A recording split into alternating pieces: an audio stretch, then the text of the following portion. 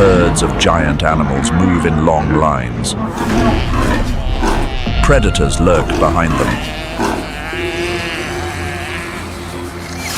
The vast grassland suddenly turns into a fierce battleground for survival. Millions of prey face hunger, thirst, exhaustion, and relentless predators. Where are you on the world map? Leave a comment and join us for Welcome to Wild Serengeti, Survival in Predator Territory.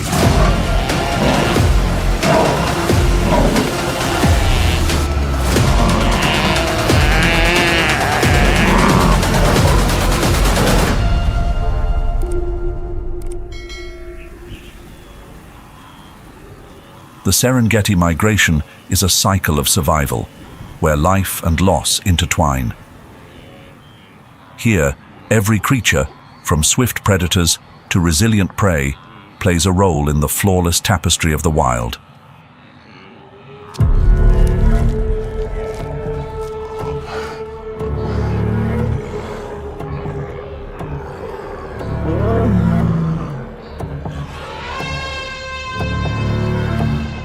Across the grasslands, the pounding rhythm of hooves reverberates, a signal of the imminent clash between hunter and hunted. The leopard, ever patient, stalks its target, hoisting its prize high into the trees, keeping it safe from lions and hyenas.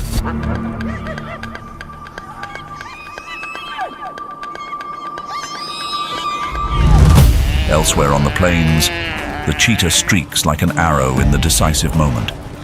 Its speed brings it to its prey, though victory remains fleeting. Even when a meal is caught, a cheetah's hold on it is rarely secure.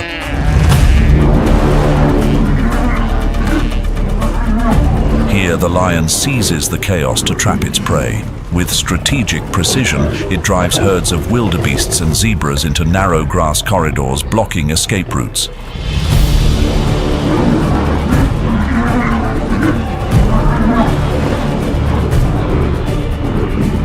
A pursuit begins. The strong will press forward, while the vulnerable may lag behind.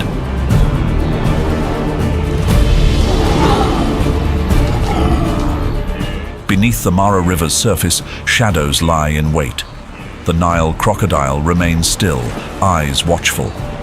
They wait for the river crossing, where chaos paves the way for a swift and powerful strike.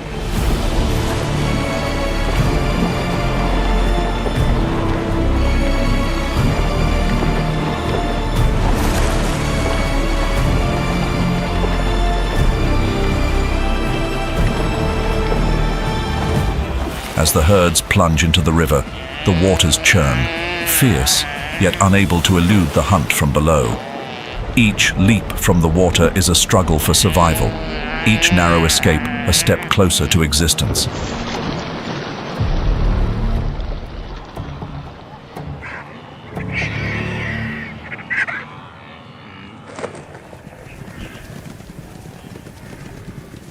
In the Serengeti, dense grasslands and trees like acacia and comifora create a lush green paradise.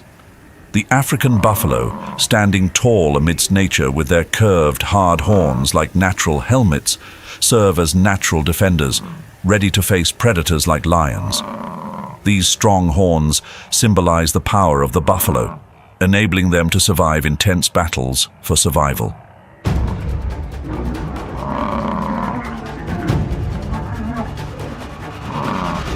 Within each herd, powerful individuals lead, forming a living fortress that deters predators.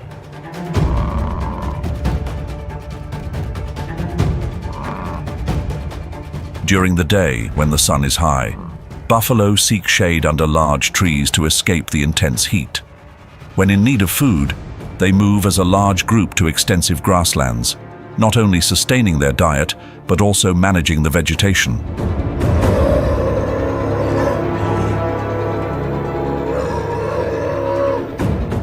With the ability to consume up to 35 pounds of grass daily, buffalo herds play a crucial role in regulating the vegetation of the Serengeti woodlands.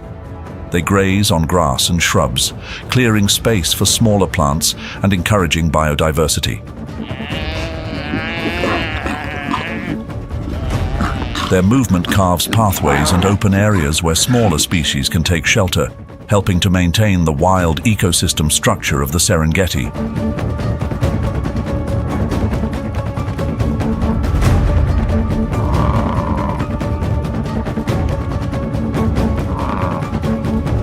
Buffaloes are not only caretakers of the grasslands, they also serve as an essential food source within the food chain. While adult buffalo face few threats due to their size and strength, the young are often targeted by hyenas and lions.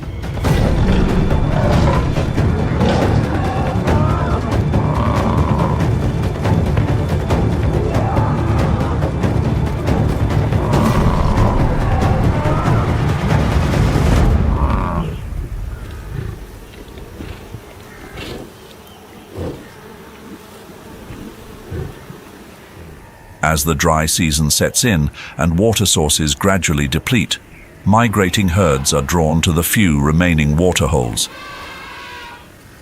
Amid the Serengeti woodlands, small rivers and swamps become not only lifelines, but also suspenseful stages where predators lie in wait. This is when the hunts unfold, with skilled hunters hidden within the grass, patiently watching for the perfect moment. The dry, dusty ground and the sound of heavy breathing heighten the tension.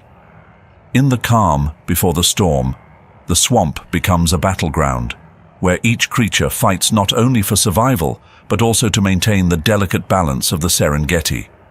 These predators, beyond their strength, rely on endurance and adaptability to overcome the relentless and ever-changing challenges of nature.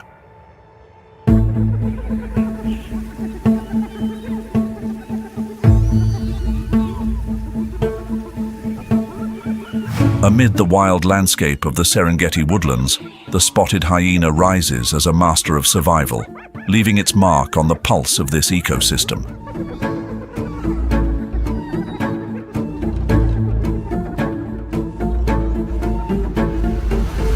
With over 22 million years of evolution, the spotted hyena stands as a testament to resilience and adaptability. They have endured geological ages with powerful jaws, cohesive packs, and flexible hunting strategies. During the dry season, when the earth cracks and rivers run low, wildebeest and zebras gather around scarce waterholes, creating a rare feast for predators. Every step of the spotted hyena reflects the certainty of the pack.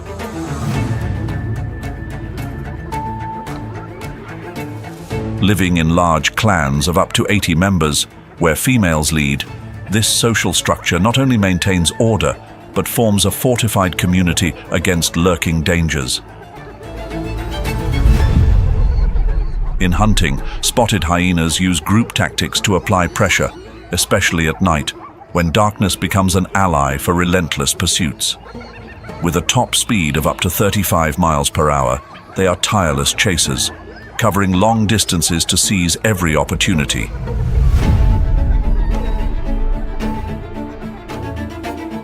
Equipped with a powerful bite force reaching 1,100 pounds per square inch, spotted hyenas make the most of every carcass.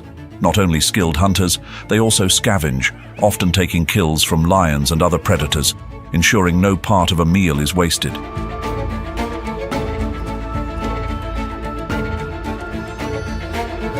Each meal sustains their survival and contributes to the Serengeti's balance, where every move of the spotted hyena embodies the wild harmony and fierce determination of nature.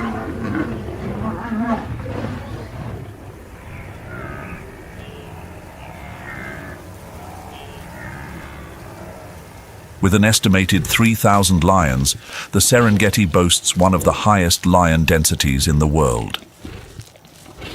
The Serengeti woodlands, with its open grasslands and sparse forests, is a hunting paradise for the East African lion. Dubbed the king of predators in this ecosystem, the East African lion has evolved over 2 million years, developing an optimal physique for surviving and hunting across the vast grasslands, interspersed with low tree clusters.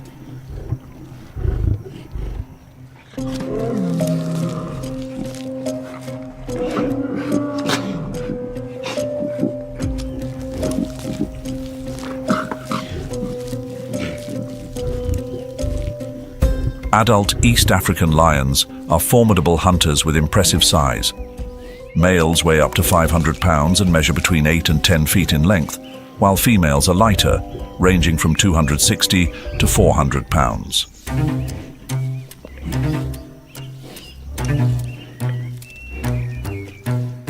The male's thick manes act like a suit of armor, providing protection in fights and symbolizing strength, commanding attention in the harsh environment. Each day, lions consume 10 to 15 pounds of meat. Rather than long sprints, they favor ambush tactics, relying on sophisticated hunting strategies. The Serengeti woodlands, with scattered trees and open grasslands, provide an ideal environment for them to lie in wait for prey.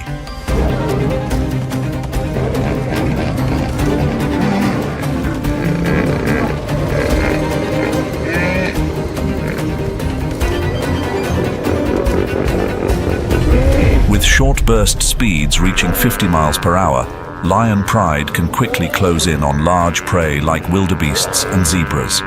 They use surrounding tactics, superior muscle power, and sharp teeth to subdue and take down prey.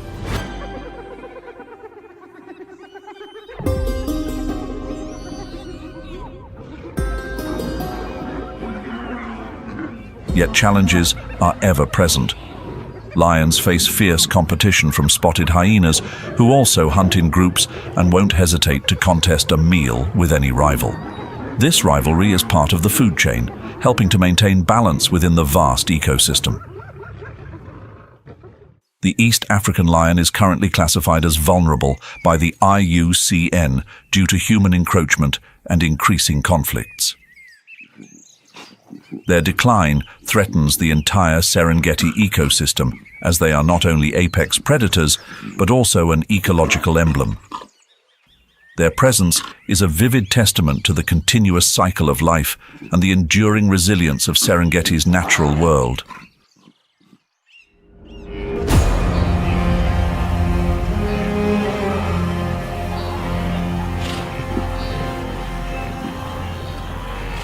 The Serengeti woodlands stretch endlessly. Here, the East African cheetah races across the grasslands, like a flash of light that blazes briefly before vanishing.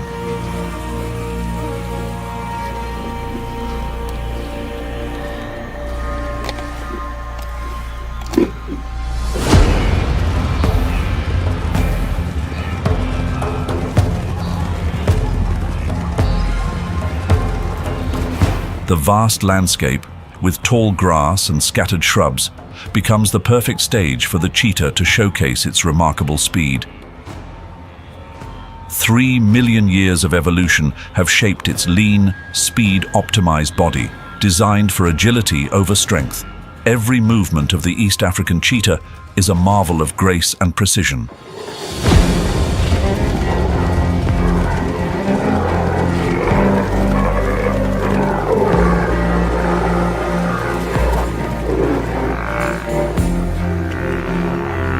The life of the East African cheetah is distinct from other predators. They don't roar like lions or live in large pride.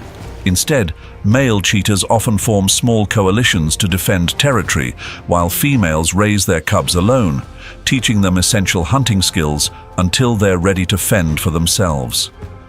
When a soft chirp or gentle call sounds across the grasslands, it reflects a subtle connection that transcends the mighty roar of the lion, creating a magical silence in the wild landscape.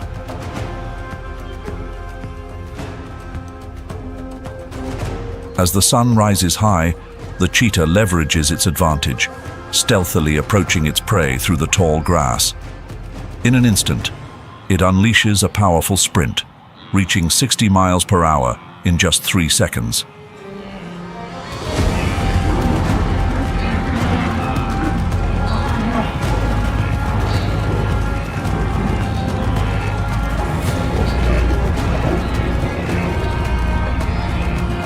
Each stride beats like a drum, with its heart and muscles working intensely, propelling it forward with extraordinary force. The cheetah can reach up to 70 miles per hour, though it can only maintain this speed for a brief 300 to 500 yards before needing to stop.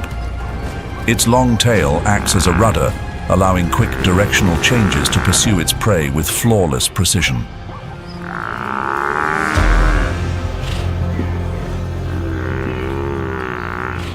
Hunting is a race against time. The cheetah lacks the endurance for prolonged chases. Sometimes, if unsuccessful, the cheetah must pause, abandoning its prey to recover and avoid exhaustion under the relentless Serengeti sun.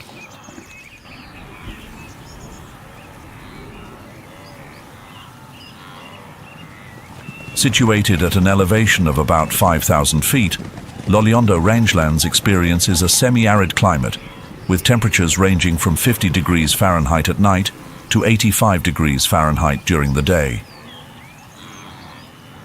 Nestled between Serengeti National Park and the Ngorongoro Conservation Area, Loliondo unfolds like an endless landscape.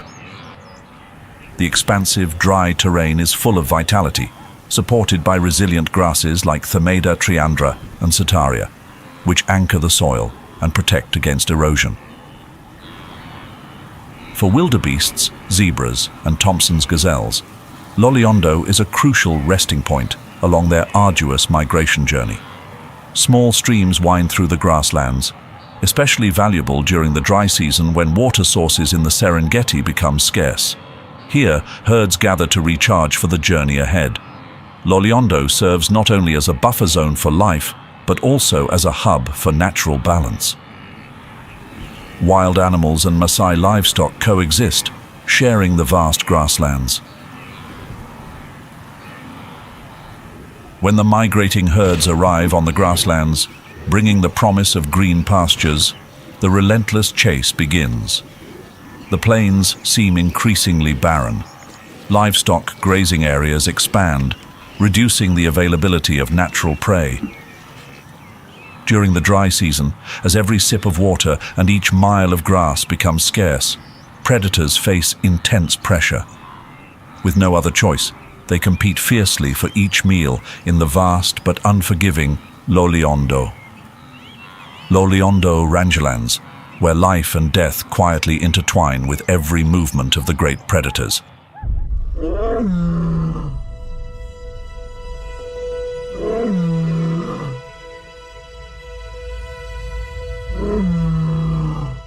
In the semi-arid Loliondo rangelands, vast grasslands blend with low shrubs.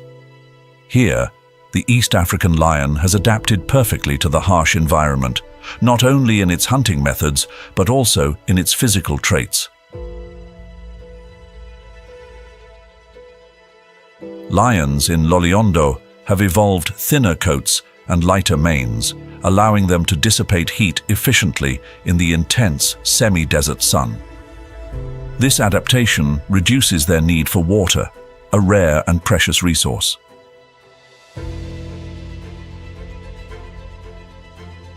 In this expansive land, where prey is sparse and water limited, East African lions have had to expand their territory, moving continuously in search of food.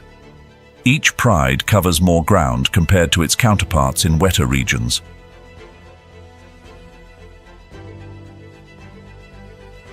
Continuously searching for their main prey includes drought-adapted animals like Grant's gazelle and wildebeest.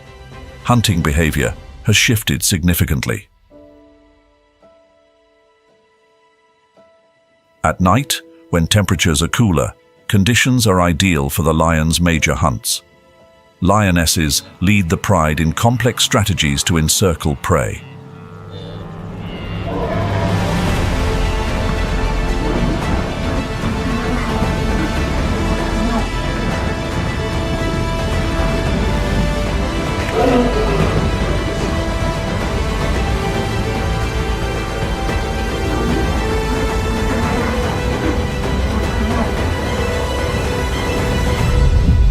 During the heat of the day, when lions retreat to the shade, they use ambush tactics to stealthily approach their target, leveraging the wind to mask their scent.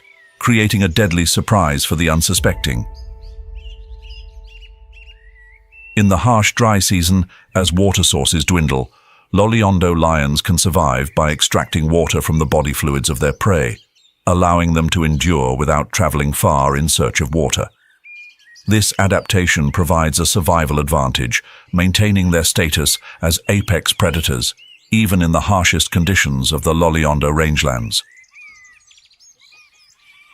In the semi-arid Loliondo rangelands, spotted hyenas are seen as warriors of the night. Nightfall is their ally, enabling them to hunt in cooler temperatures, conserving water and energy amid the dry, scorching daytime heat. Their cunning and endurance are at their peak, as hyena clans can travel over 6 miles each night in search of food.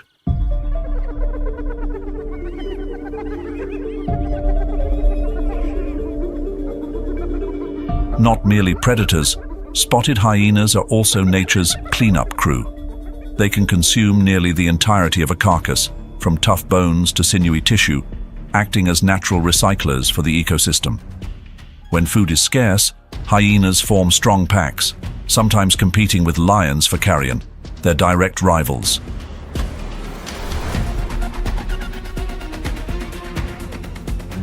Their teamwork and coordination enable them to control, scavenge, and secure food sources, especially as water grows scarce. When chasing down Thompson's gazelles or zebras, spotted hyenas exhibit a masterful hunting rhythm, maintaining their stamina until their prey tires. In these pursuits, they shift direction with ease and coordinate seamlessly, turning each hunt into a tense and dramatic display of survival instinct across the expansive Loliondo plains.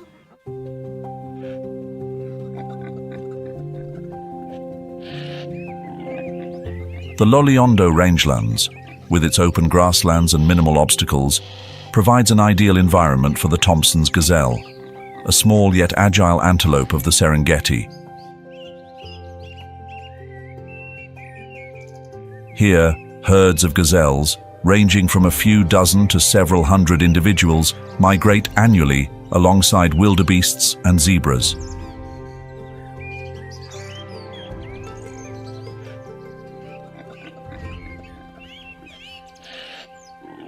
This journey brings them to fresh grazing lands, not only for food, but also to escape predation pressure in their previous territories. Standing at a modest height of 22 to 26 inches at the shoulder and weighing between 26 and 40 pounds, the Thompson's gazelle is marked by a light brown coat with a distinctive black stripe running along its sides. Standing at a modest height of 22 to 26 inches at the shoulder and weighing between 26 and 40 pounds, the Thompson's gazelle is marked by a light brown coat with a distinctive black stripe running along its sides. Their large eyes and long ears are always alert, ready to signal any threat.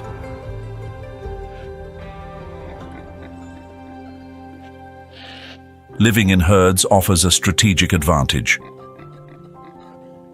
Within the group, individuals can quickly warn each other, creating a natural defense line across the vast grasslands. Loliondo rangelands serves as an open stage, where short grass and low shrubs cover much of the landscape, allowing gazelles to spot and evade predators like cheetahs and hyenas easily.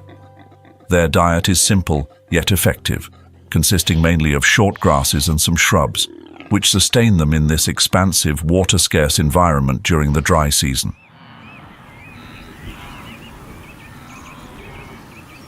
The Loliondo rangelands are also an ecological paradise for the Grant's gazelle, standing between 30 to 36 inches at the shoulder and weighing from 100 to 165 pounds.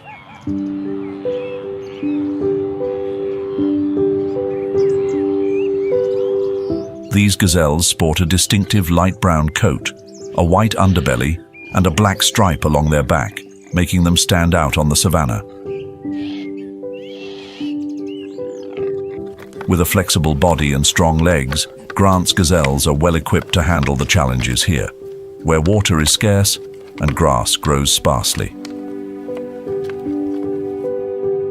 Living in small groups or complex social structures, this species finds greater safety and survival potential in cooperation. Grant's gazelles can reach speeds up to 50 miles per hour, enabling them to escape the claws of dangerous predators like lions and cheetahs. Their long, curved horns are a defining feature, especially in males. During the breeding season, mature males showcase their strength, defending territories to attract females.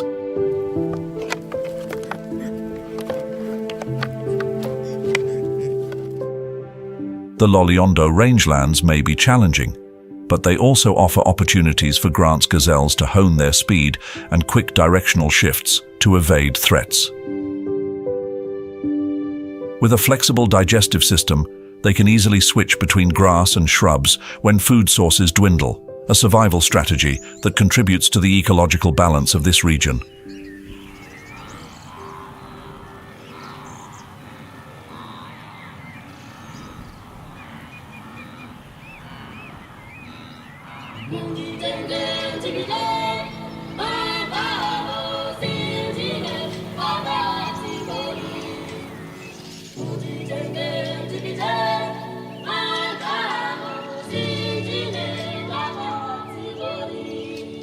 Stretching out like an endless canvas of wide grasslands and low hills, the Loliondo rangelands is a place where the Maasai community and their livestock coexist with the wild.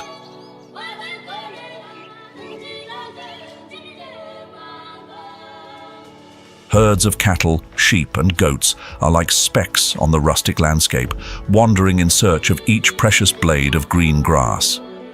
Yet this land also bears the weight of pressure.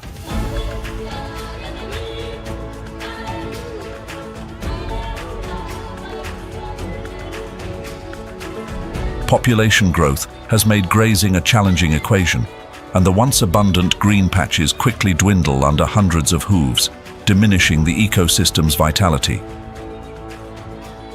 The Maasai's traditional wisdom still shines through, guiding them to move their livestock seasonally, allowing the grasslands time to regenerate. With resilience in their eyes, they patiently wait for the young grass to return after grazing. To balance this, ecotourism has emerged as a new source of livelihood, respecting traditions while nurturing the land.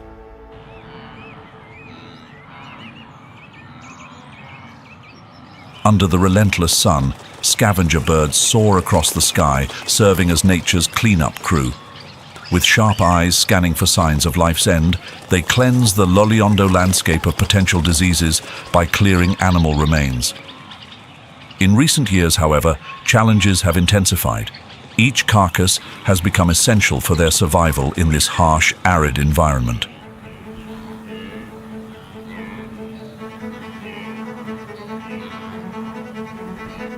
In the vast skies of the Loliondo rangelands, the tawny eagle glides, casting a shadow over the sunlit grasslands below. Its tawny brown feathers blend seamlessly with the semi-arid landscape, creating a perfect camouflage, allowing this predator to remain hidden among dry shrubs and silver-gray grass. Its dense plumage protects it from the scorching heat of the day and the chill at night, optimizing survival in a world where only the strong prevail.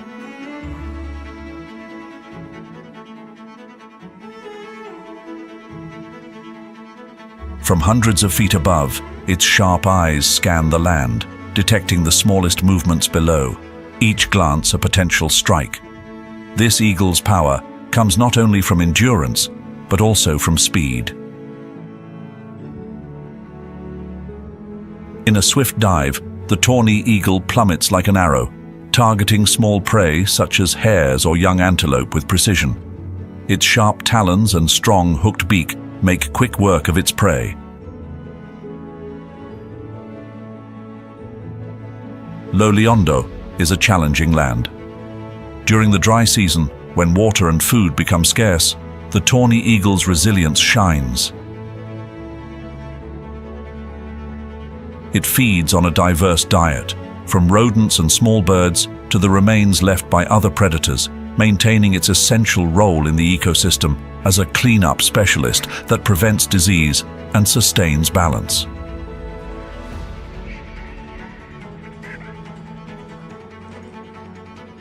Under the scorching sun, the white-headed vulture circles, its keen eyes piercing the air, scanning for lifeless prey.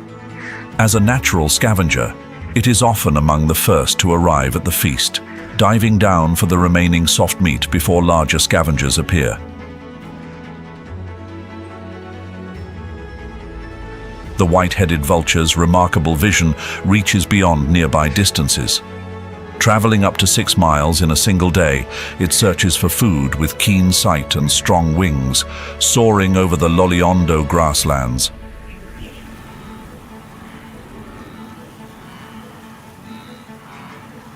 Meanwhile, Ruppel's vulture, also known as Ruppel's griffon vulture, soars above as a silent guardian of the still expanse. In the thin air of high altitudes, this vulture breathes easily thanks to a unique lung structure, allowing it the stamina to survey the land below. Its record-breaking flight altitude of 37,000 feet makes it the world's highest flying bird. Ruppel's vulture lives in flocks, gathering around carcasses and rarely hunting alone. This social behavior aids in food location and increases survival odds in this food-scarce region.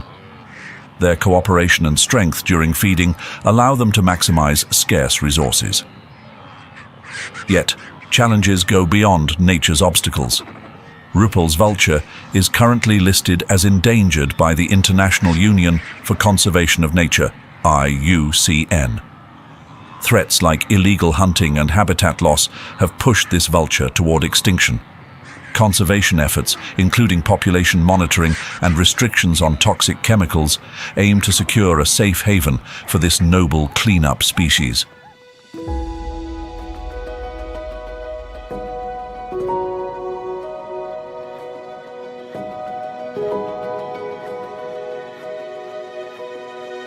Kopjes, massive granite outcrops, rise quietly from the Serengeti ecosystem, resembling resilient oases within an endless sea of grasslands.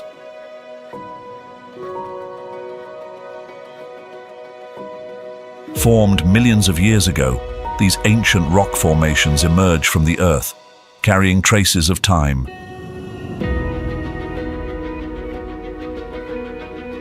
Ranging from a few feet to several hundred feet in height, kopjes provide the perfect refuge for animals seeking shelter from the intense sun and a haven from predators.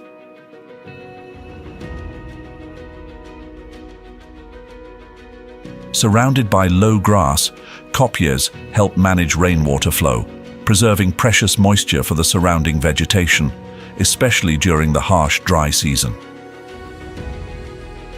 These rock islands serve not only as shelters but also as rare green lifelines amid arid land, supporting the Serengeti ecosystem's survival. They house resilient species, playing a crucial role in maintaining biodiversity across the vast grasslands.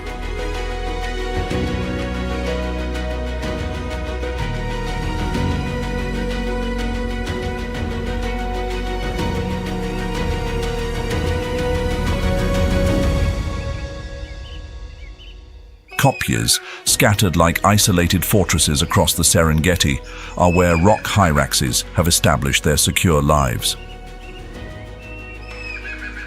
On high ledges and hidden crevices, rock hyraxes elude the gaze of formidable predators like leopards and eagles.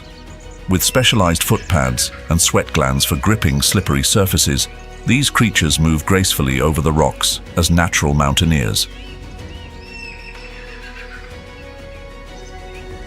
Though small and seemingly inconspicuous, rock hyraxes have sturdy, tusk-like incisors, reminiscent of their distant relatives, the elephants. These teeth help them chew through tough leaves and bark under Serengeti's blazing heat. Measuring only 12 to 20 inches long and weighing up to 12 pounds, their brown-gray fur blends seamlessly with the rocks, as if they were a part of the timeless kopjes themselves. Rock hyraxes live in groups that can reach up to 80 individuals. Their strong social bonds allow them to survive through cooperation, remaining vigilant to any movement or sound that may signal danger. Each member constantly watches, as even the shadow of an eagle above can spell threat.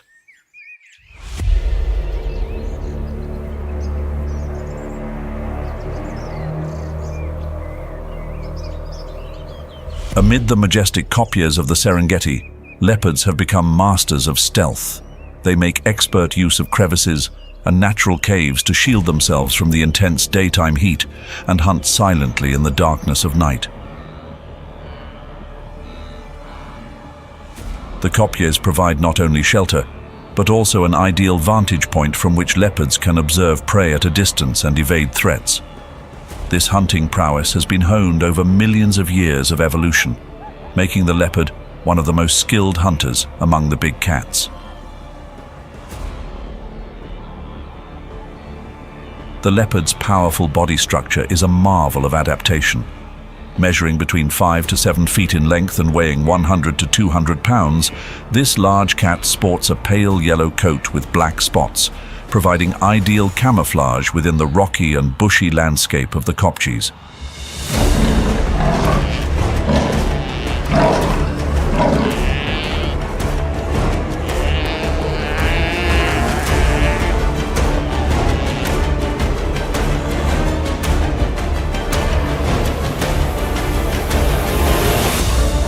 As a solitary predator, the leopard employs a stealthy approach, silently stalking its prey before launching a swift, unexpected attack when the target is least alert. Each leap from above is a powerful strike, capable of taking down anything from small antelope to large birds. The leopard's climbing ability is exceptional, thanks to its strong muscles and sharp claws, allowing it to easily hoist prey into tall trees or deep rock crevices. This strategy keeps its food secure from competitors like the spotted hyena and lion.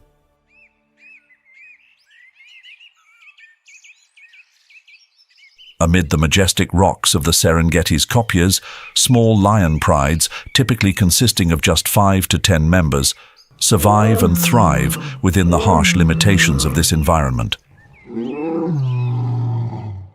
Unlike the vast open grasslands, this rocky terrain offers limited space and scarce food resources.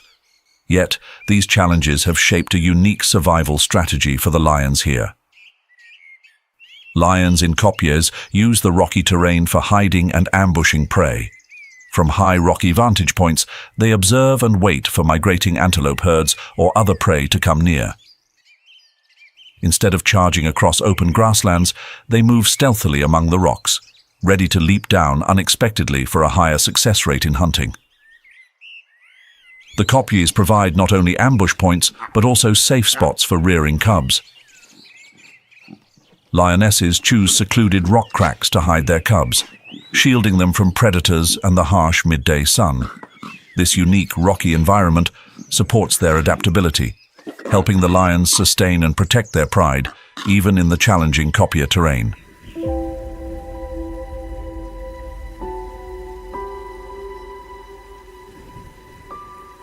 The Serengeti swamps, concentrated around major rivers like the Grumeti and Mara, serve as natural reservoirs amidst the dry landscape.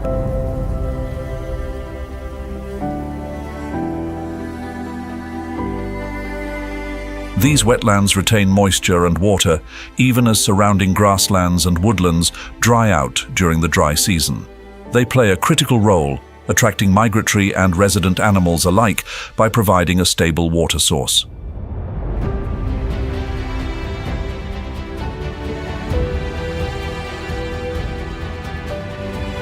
The Serengeti swamps are more than just wetland areas, they are biodiversity hubs.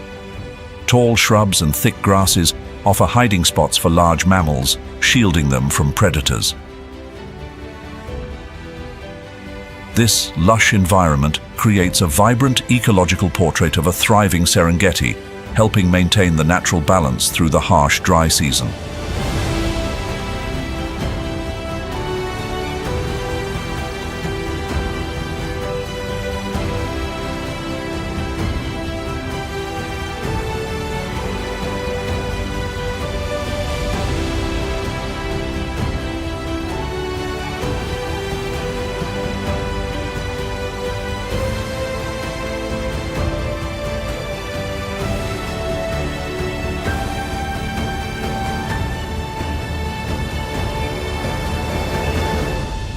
The Serengeti swamps are also a haven for the Masai giraffe.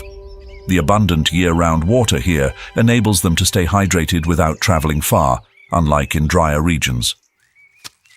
With plentiful food and constant water, Masai giraffes focus on foraging for acacia trees and tall shrubs, essential nutrition for their large bodies. Standing between 15 to 18 feet tall, they have a significant advantage, easily surveying their surroundings for predators from afar, enhancing their survival. Their long, powerful legs allow them to traverse soft and marshy swamp terrain easily and also serve as a formidable defense. The rear legs of a Masai giraffe are powerful enough to deliver a kick that can seriously injure a predator, providing effective self-defense when threatened. During the rainy season, when the swamps are at their lushest, Masai giraffes often concentrate on reproduction. The dense swamp areas provide an ideal setting for birthing, ensuring safety and protection for newborns from potential threats.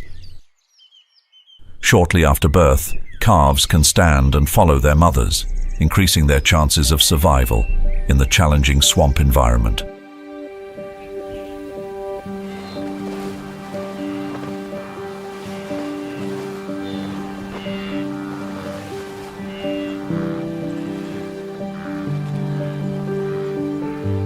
Spanning the Serengeti swamps, the African sacred ibis finds a promised land in the shallow waters and abundant vegetation.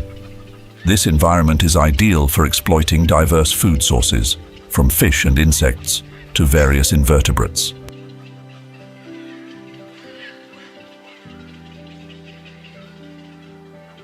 Their flexible survival skills allow the sacred ibis to adapt when food becomes scarce, particularly during the dry season, prompting them to seek new water sources.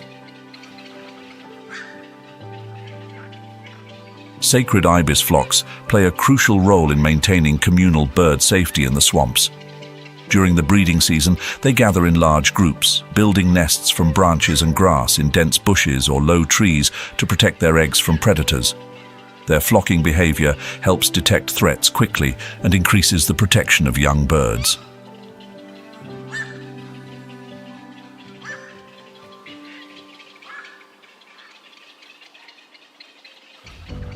The Serengeti swamps provide an ideal realm for herons, offering fresh water and a rich ecosystem. With graceful strides on their long legs, grey herons, black-headed herons, and great egrets quietly hunt with sharp beaks. They search for prey beneath clear waters, where fish, amphibians, and insects that make a small misstep become their meal. Each heron species has a unique hunting strategy. Their grey and white plumage blends with shadows from trees and tall grasses, helping them remain unnoticed by prey and predators alike.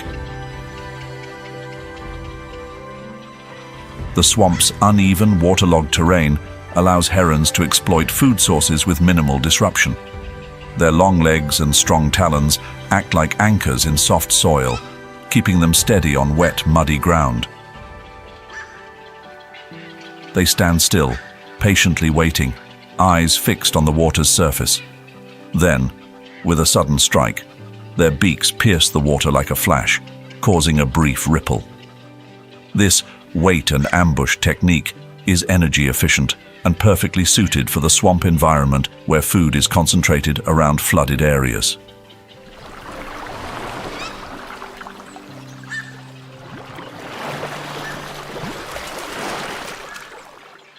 Perhaps the true silent rulers of the Serengeti swamps are the hippos. In the waterlogged areas, large groups of hippos can be seen basking in the tranquil waters where nature provides them with an endless source of life.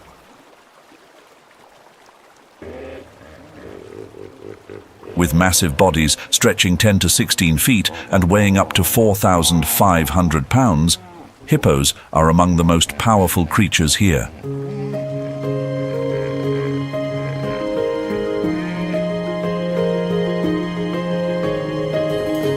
They spend most daylight hours submerged in the cool waters, with only their eyes and ears exposed, observing their surroundings. The swamp's waters offer not only cooling relief, but also shield hippos from the harsh sun, protecting their thick skin, which secretes a red, blood-like fluid to guard against bacteria and UV rays. As night falls, hippos leave their familiar waters. The herd moves ashore to seek nutrient-rich food, primarily tender grass and shrubs that help them maintain health in this harsh environment. On average, they consume up to 80 pounds of grass each night, but only in the late hours, once other animals have found shelter. This timing allows hippos to reduce competition for food and conserve energy under the intense daytime heat. In this world, hippo strength is formidable. With a bite force reaching 1,800 pounds per square inch, they can intimidate any intruder. Their tusks, extending up to 16 inches, are powerful weapons, ready to defend their water territories. Herds of 10 to 30 form a tightly knit social structure, where dominant males not only control water access, but also safeguard females from potential threats. Yet, hippos serve more than just as massive presences in this ecosystem. They carve pathways through small streams, creating routes for smaller species and sustaining life for the entire swamp ecosystem.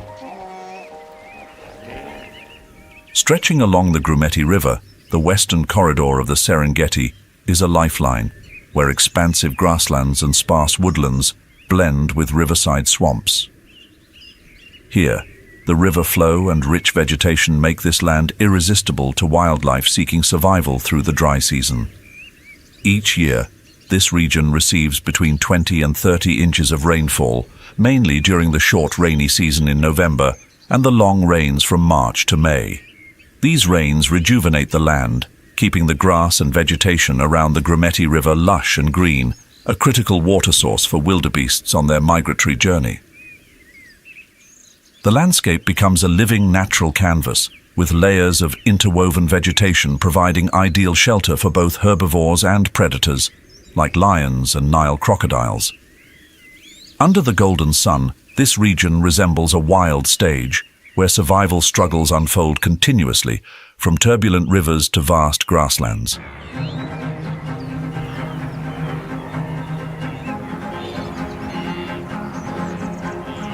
During the dry season, as other rivers dwindle, the Grumeti River becomes a magnet for migrating wildlife. Massive herds of wildebeests, zebras, and antelopes flock to its cool waters for hydration and sustenance. The river maintains humidity and supports lush riverside vegetation year-round, creating a fertile habitat for species reliant on its abundant resources.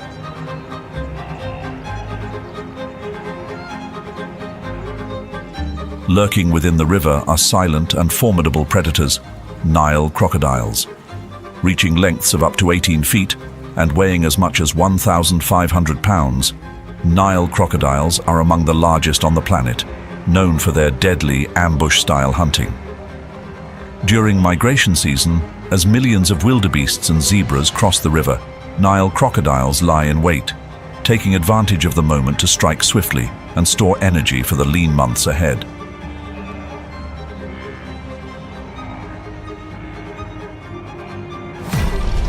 When a wildebeest or zebra makes a misstep, the Nile crocodile lunges with sharp teeth and a bite force of up to 5,000 psi, several times stronger than a tiger's bite.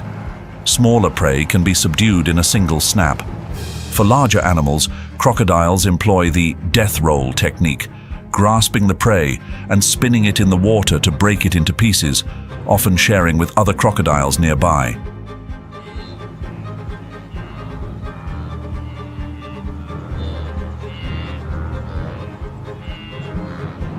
But the Great Migration is more than just a journey filled with peril. The spectacular scene of this mass movement unfolds as vast herds of migrating animals flock to the promised land of fresh grass and rain. The Western Corridor, a confluence of rivers, riverside woodlands, and vast waterlogged grasslands, offers ideal sustenance, providing lush vegetation for thousands of wildebeests, zebras, and other large animals as migration season begins.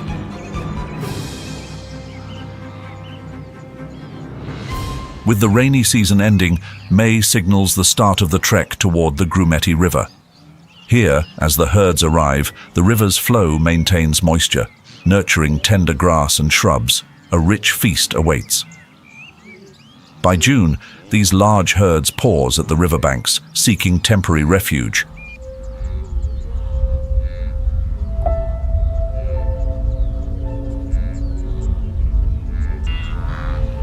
With the Grumeti River full of lurking Nile crocodiles, this river crossing becomes a grueling survival test.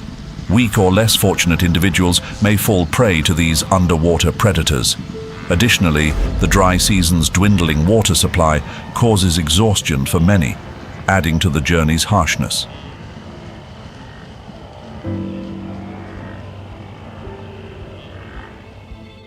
The wildebeest migration is not only a survival instinct, but a synchrony with the ecosystem.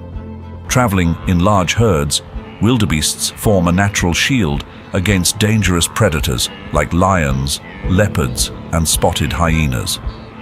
This unity not only offers protection, but also enhances their ability to locate and share the Western Corridor's abundant resources.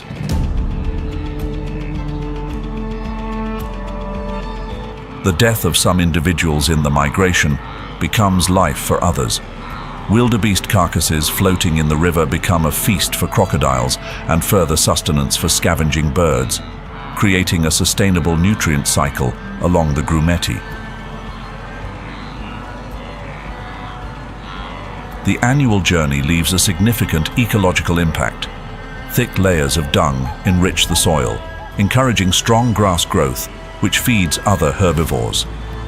This ecological cycle sustains life and prevents soil degradation, preserving the richness of Serengeti's grasslands and wetlands.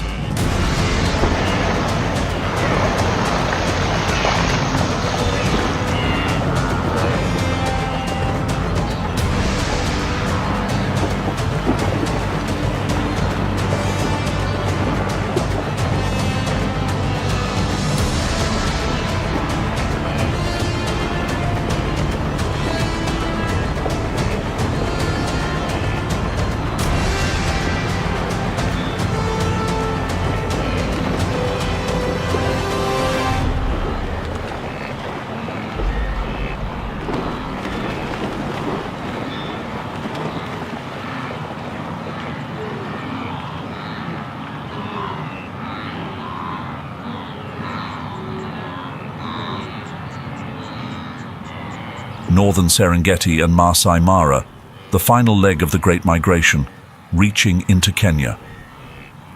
This region, a mosaic of expansive grasslands, low woodlands, and the powerful flow of the Mara River, offers a vibrant landscape that is both abundant and unforgiving. With an average rainfall of 35 to 40 inches from November to May, the area sustains steady moisture, guaranteeing year-round food sources for the migrating herds of wildebeests and zebras as they complete the last stretch of their journey.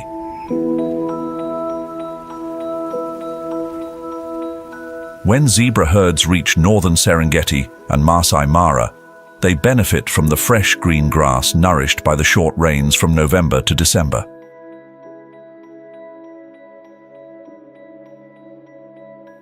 This journey requires exceptional navigational and memory skills to locate water and food sources. Zebras follow traditional migration routes passed down through generations, demonstrating strong instincts and their ability to exploit the best grazing areas, avoiding barren lands that could lead to exhaustion. In northern Serengeti and Masai Mara, zebras find temporary shelter in scattered acacia woodlands. These densely vegetated areas obscure the view of predators, allowing the herds to move more safely across open areas. The combination of woodlands and lush green grasslands creates ideal conditions for zebras to restore their strength, making it an opportune time for breeding. Newborn foals quickly adapt to life on the move. Within hours of birth, they can stand and follow the herd, a critical survival skill in this perilous environment.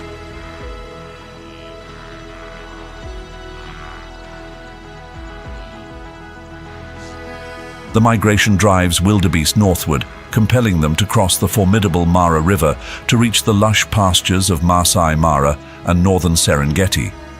As the rains end in May, the parched grasslands of southern Serengeti push wildebeests northward in search of fresh grazing. Each individual in the herd must face the dangers of this nearly 500-mile journey.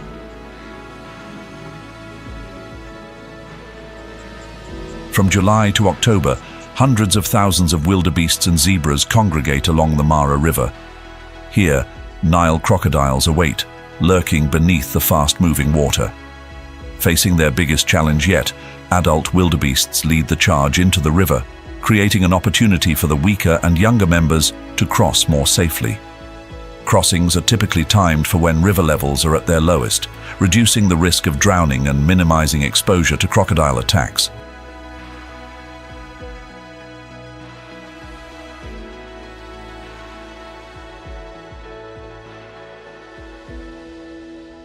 The migration of wildebeests and zebras into northern Serengeti and Masai Mara is an unmissable opportunity for lions, the apex predators of the food chain here.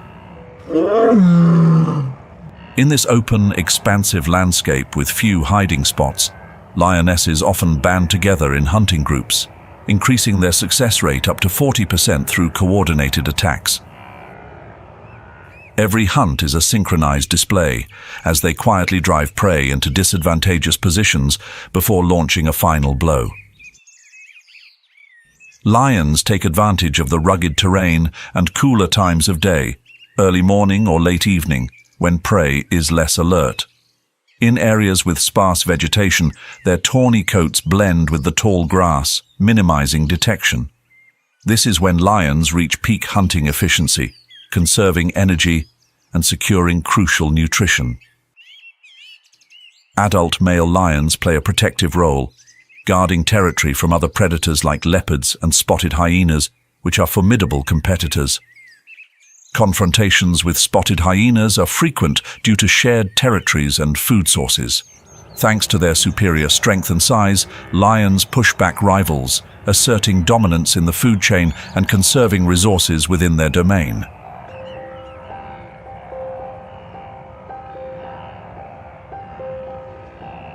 In this fiercely competitive environment, cheetahs avoid establishing fixed territories and instead adapt by moving away from areas with high lion and spotted hyena populations. This minimizes unnecessary confrontations and increases their chances of successful hunts. Particularly during the early weeks of their cubs' lives, cheetah mothers continuously change hiding spots, often concealing their young in tall grasses to avoid detection. When the cubs reach 5 to 6 months, they are introduced to hunting skills through small prey-chasing exercises, preparing them for independent life. Cheetahs are well aware that their speed is both an advantage and a limitation.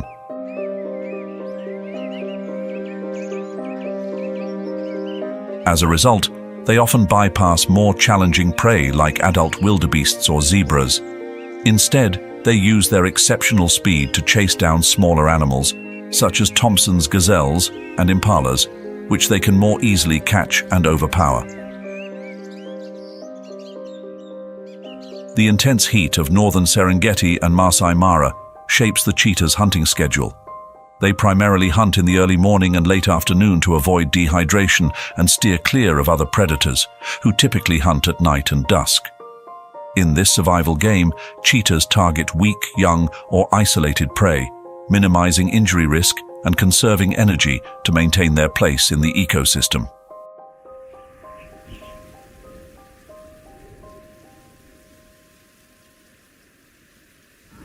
The fight for survival in the wild is always intense. The line between life and death is as thin as a thread.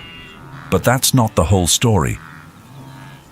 Whether predator or prey, wild animals must not only battle each other for survival, but also face challenges posed by human activity. The Serengeti, a vast and majestic wilderness, is now grappling with severe challenges, from climate change to human pressures.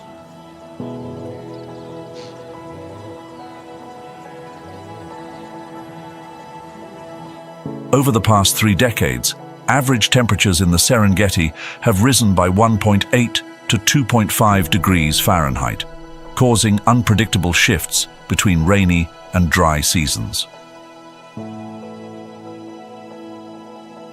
The dry season has grown longer, and rains now fall erratically, depleting water sources and vegetation, and thrusting species like the wildebeest into a fight for survival. Their population has decreased by 10% in recent years, as food sources become scarce, affecting reproductive rates among zebras and impalas. Moreover, grasslands are vanishing as erosion and desertification intensify. A 2024 report indicates that 15% of the Serengeti's grasslands and wetlands have severely degraded, threatening species like giraffes and Thompson's gazelles. If this trend continues, Serengeti grasslands could lose over 20% of their area within the next 2 decades. Human-wildlife conflict is also on the rise. Population growth in Tanzania and Kenya has escalated the demand for farmland around the Serengeti, converting grasslands into cultivated land and blocking critical migration routes for numerous species. Villagers face frequent confrontations with elephants and buffalo that wander onto farmland seeking food and water during the dry season.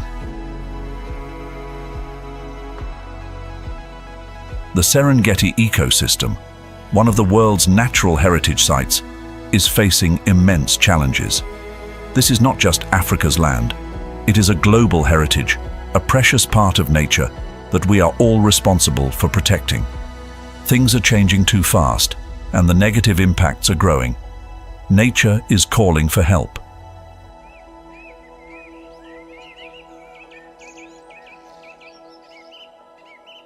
The Serengeti ecosystem is now witnessing powerful conservation efforts aimed at safeguarding the migration and natural habitats of its wildlife.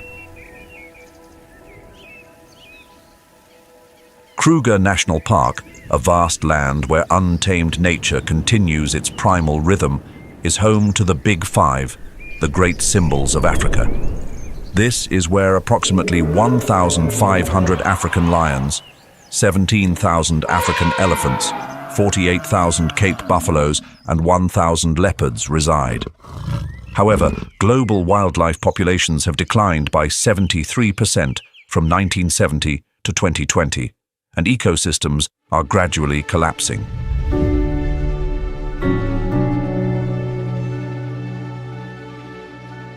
Climate change is leaving its harsh mark on Kruger's ecosystem. Prolonged droughts are depleting water sources, pushing many species to the brink of despair. Hardened mudflats replace once fertile wetlands, forcing African elephants to travel farther in search of water. Cape buffaloes weaken as grasslands become increasingly scarce.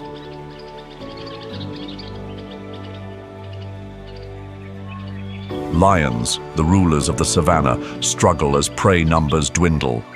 They no longer have the strength to chase, forcing them to prey on human livestock, escalating conflicts. But climate change is not the only threat. Poaching is pushing many species toward extinction. As of 2021, the African savanna elephant has been classified as endangered.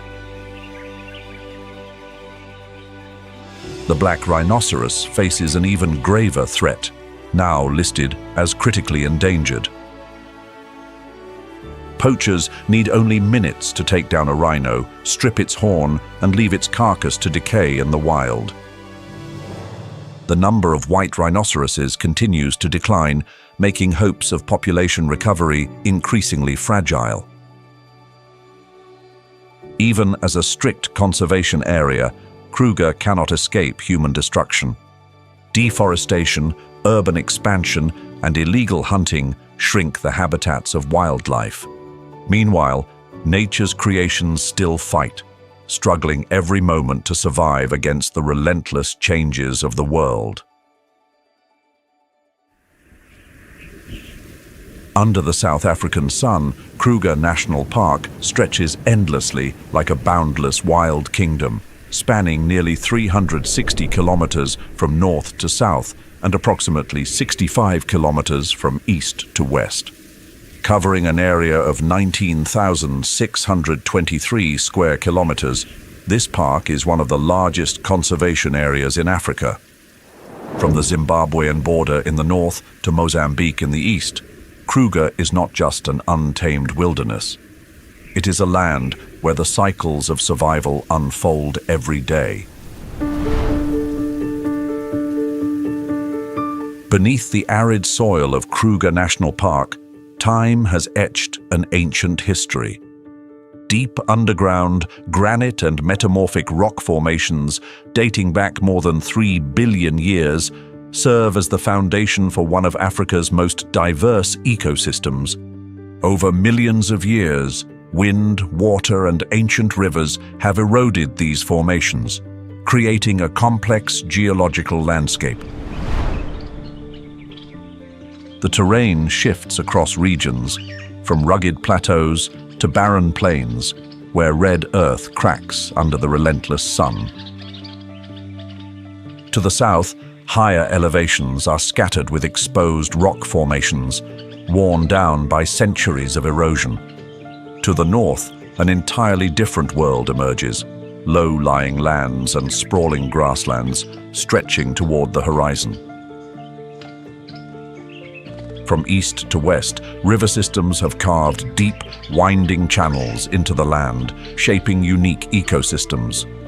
The Limpopo River and Luvuvu River flow through the northern region, sustaining countless species that depend on these vital freshwater sources.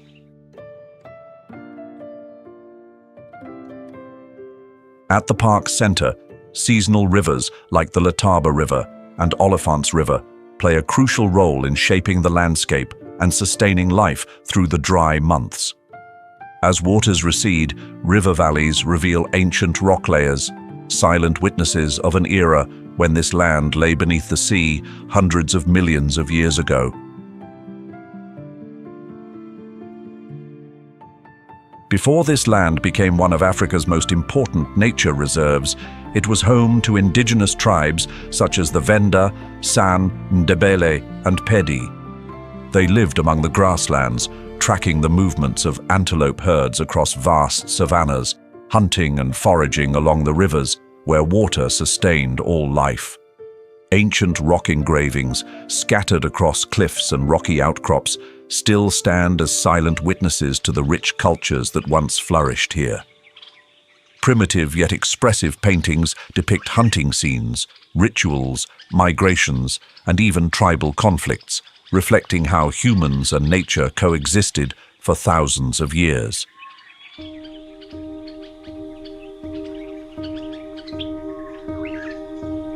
But inevitable change arrived. By the late 19th century, people no longer lived solely in harmony with nature, but began exploiting it without restraint.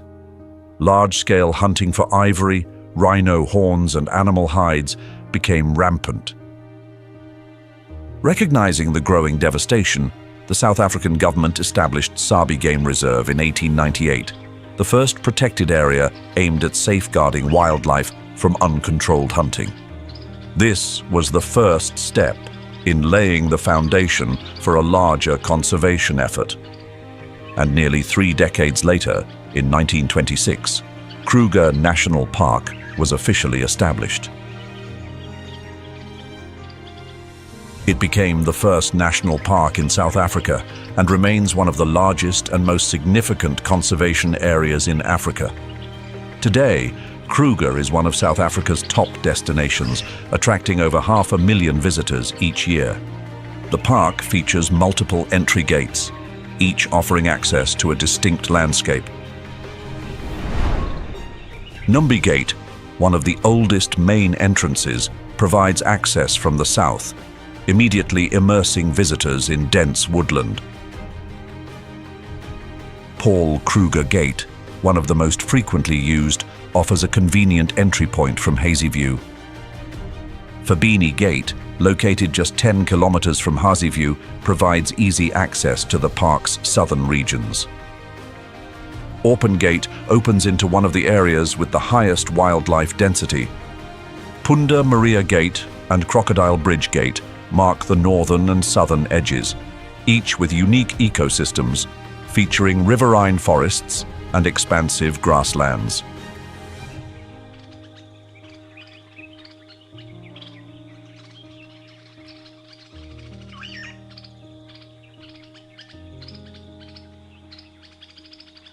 Specialized safari vehicles offer unforgettable experiences, giving visitors the chance to observe predators moving through the savanna. For those seeking a closer connection to nature, guided walking tours allow them to explore trails where the footprints of Africa's iconic wildlife could appear at any moment. For independent explorers, self-drive safaris are also a popular choice. The park's well-maintained road network allows visitors to navigate Kruger at their own pace, as long as they follow safety regulations, making for an immersive and breathtaking adventure.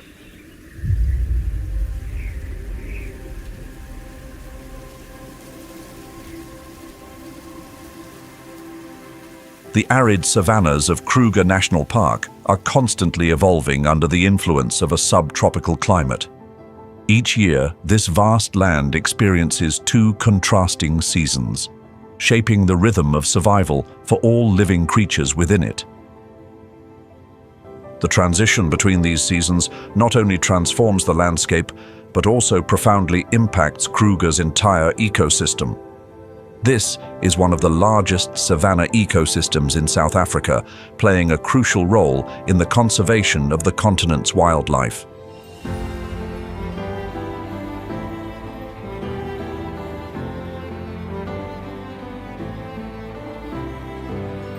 The park is home to 147 species of mammals, ranging from formidable predators to massive herbivores. In this harsh terrain, 114 species of reptiles slither across rocky outcrops and bushy plains, while 34 species of amphibians take advantage of seasonal pools to reproduce during the rainy months.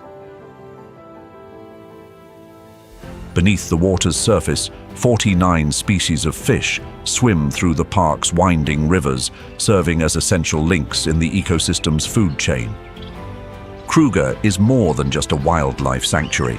It is also one of the world's premier destinations for wildlife viewing. Over 500 species of birds take flight each day, forming spectacular migratory flocks that stretch to the horizon. This rich ecosystem not only attracts visitors, but also holds immense scientific value. Numerous studies on wildlife behavior, climate change, and biodiversity conservation are conducted here, reinforcing Kruger's status as one of the world's leading natural reserves.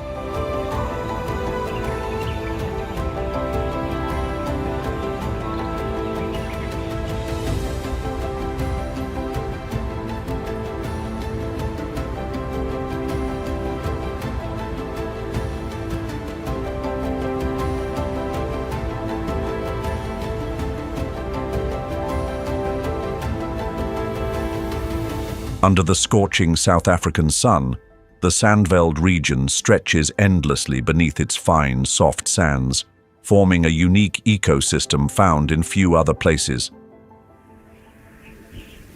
Baobab trees tower against the blue sky, their massive, rough-textured trunks holding centuries of history within. These gnarled giants, rising like natural fortresses, provide shelter for countless birds and insects. Sandfeld region is a land of ever-changing ecological cycles. From October to March, sudden rains bring life back to the parched landscape. The sandy grasslands quickly turn green as fresh shoots emerge, while bushes sprout new growth, providing an abundant food source. Birds gather at the newly formed waterholes, creating a scene brimming with life. But when the dry season arrives, from April to September, everything tightens its grip on survival. With rainfall dwindling, rivers gradually shrink, leaving behind deep cracks in the earth, a sign of the harsh struggle ahead.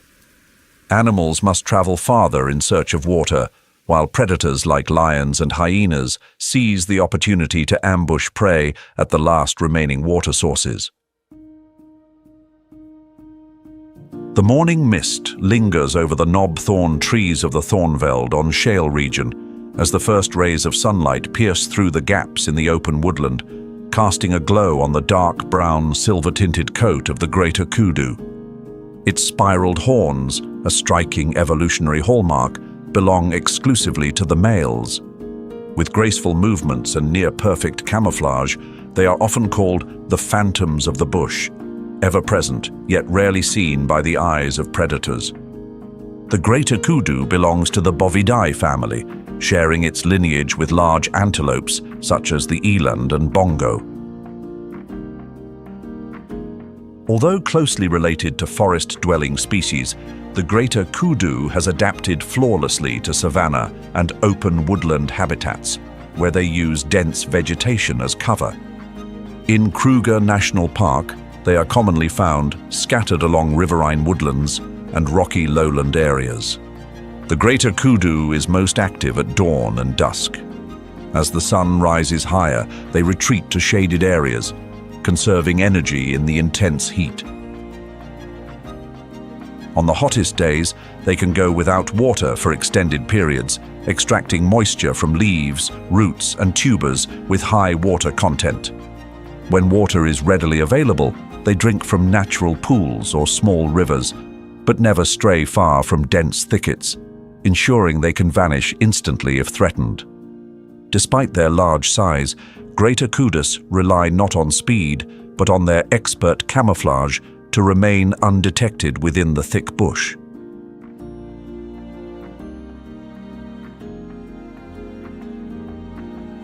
Their large ears detect the slightest sounds, allowing them to flee before predators get too close.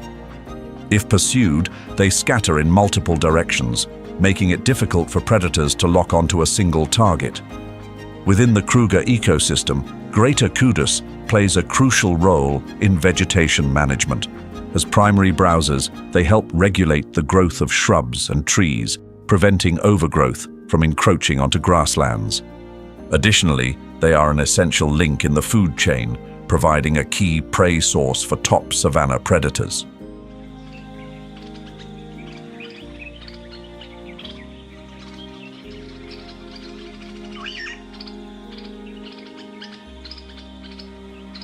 Meanwhile, Impala, one of the most common antelope species in Africa, begins a new day.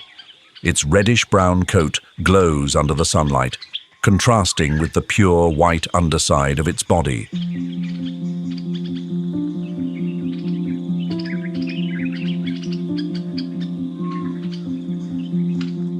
Males stand out with their lyre-shaped horns, which can reach up to 700 millimeters, while females do not have horns but are more agile. They move cautiously, slowly crossing the dry savanna, their large ears constantly shifting to catch every sound in their surroundings. It is estimated that there are over 130,000 adult impalas in Kruger. They primarily inhabit open woodlands, savanna edges, and areas near water sources, rarely traveling more than 8 kilometers from an essential waterhole. The social behavior of impalas changes according to the season and environmental conditions. When resources are abundant, they live in large herds, which can reach up to 100 individuals. But during dry seasons, they divide into 3 main social groups: territorial males, bachelor herds, and female herds with their young.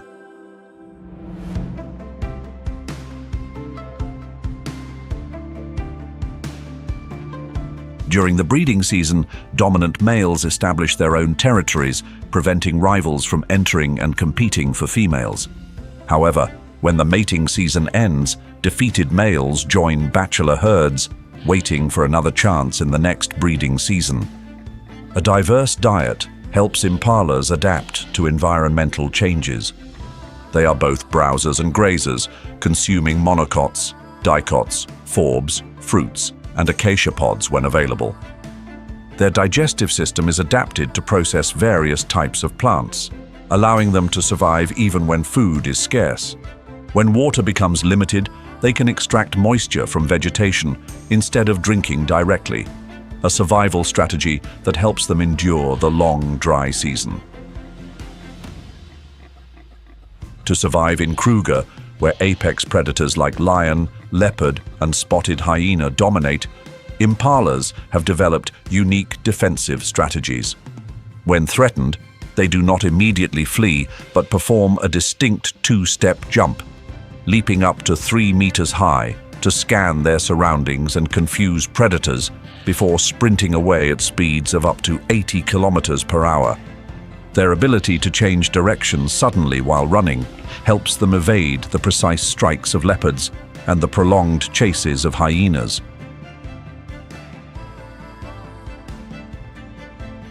However, predators are not the only threat to impalas.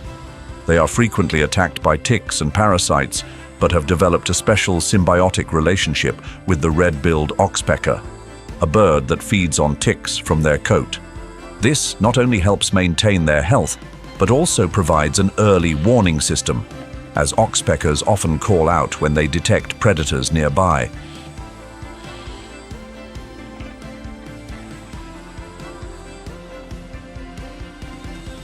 The sunlight beams down upon the Thornfeld on shale region, where towering knob thorn trees stretch high, their wide canopies casting shade over the parched earth below. Rays of light filter through the dense branches, reflecting off the ancient shale formations where time-worn rocks have eroded into unique sedimentary layers. Scattered across the savanna, marula trees sway gently in the breeze, their delicate foliage belying their unyielding resilience. During fruiting season, marula trees attract herds of wildlife, from massive elephants to migrating wildebeests, all drawn to their abundant harvest.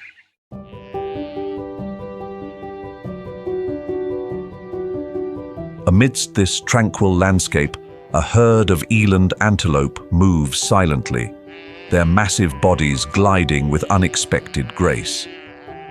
In southern Africa, elands have been domesticated for meat and leather. Their milk, richer in fat content than cow's milk, remains fresh longer without pasteurization, making them one of the few antelope species with significant economic value to humans.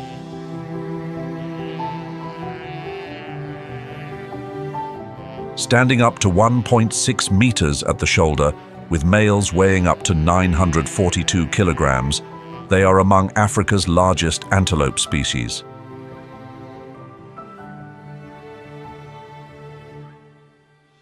Both males and females possess horns, though males' horns are thicker and shorter, measuring 43 to 66 centimeters, while females have longer, slender horns, ranging from 51 to 69 centimeters.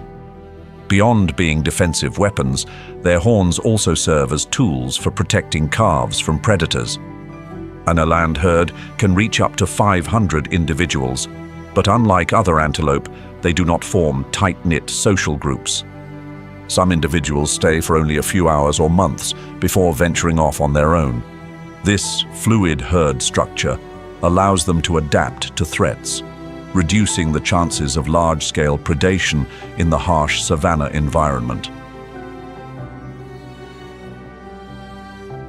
Although elands are one of the slowest antelope species with a top speed of 40 kilometers per hour, they compensate with exceptional endurance, maintaining a steady pace of 22 kilometers per hour over long distances.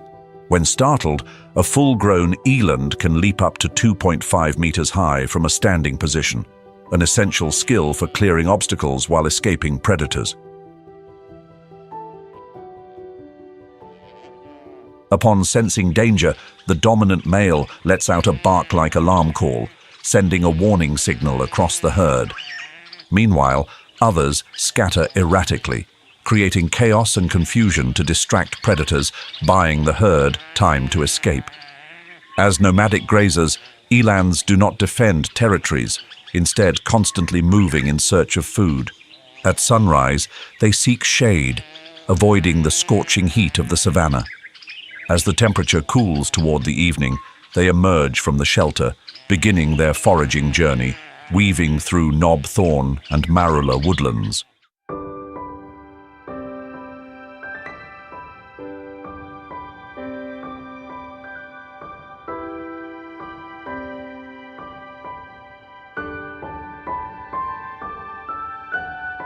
The blazing sun spreads over the Sandfeld region, where parched grasslands ripple with every passing breeze. Amidst this vast landscape, plains zebras move in herds, leaving behind trails of dust on the hardened earth.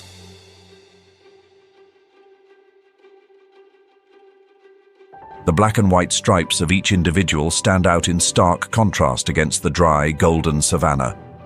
No two zebras share the same stripe pattern, a unique evolutionary trait that helps them blend into their surroundings while also aiding in individual recognition within the herd.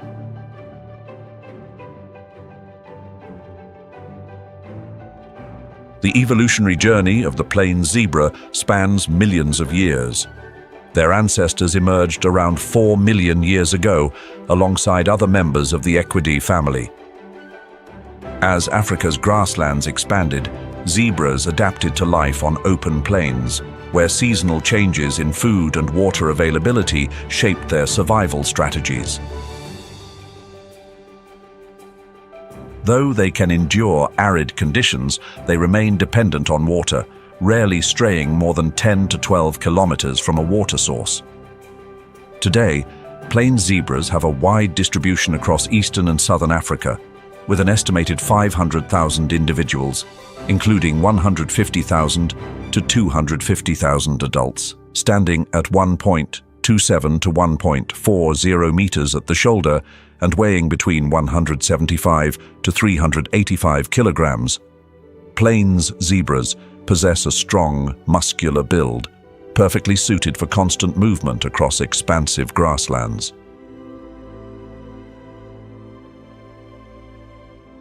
Their striped coats have been studied extensively, with scientists suggesting they play a role in thermoregulation and protection against insect bites. Unlike other African ungulates, their coat hair is shorter, ranging from 9.4 to 4 millimeters, enabling them to withstand the extreme temperatures of the savanna. Herd dynamics play a crucial role in the plains zebra's survival. A typical herd consists of a dominant male, multiple females, and their offspring, forming a stable social structure. During migrations, they often travel alongside other grazing species, particularly the blue wildebeest.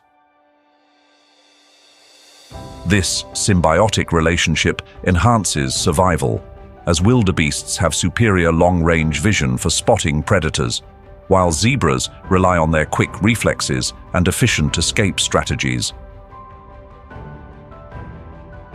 The diet of plains zebras makes them pioneer grazers, clearing paths for other species like Thompson's gazelles and blue wildebeests. Their digestive system is less efficient than that of ruminants, but compensates with a much faster food processing rate, allowing them to consume large amounts of vegetation in a short period. Their flexible upper lips enable them to clip grass efficiently, using their incisors to pull food into their mouths, before grinding it with their strong molars. The Great Migration has been shaped over millions of years. It unfolds as an inevitable law of the African savanna, from the arid April in the Serengeti to the treacherous July at the Mara River. Not every creature completes this journey. Yet the journey continues, a symphony of nature, an endless cycle of survival.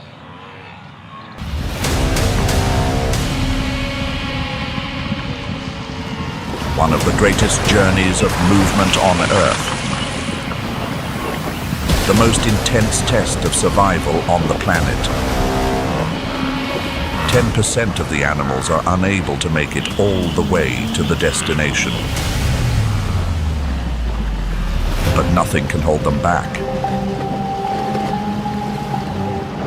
It is an ancient song of life filled with echoes and lifeblood. Tell us where you are following this journey from. And now, let us explore together.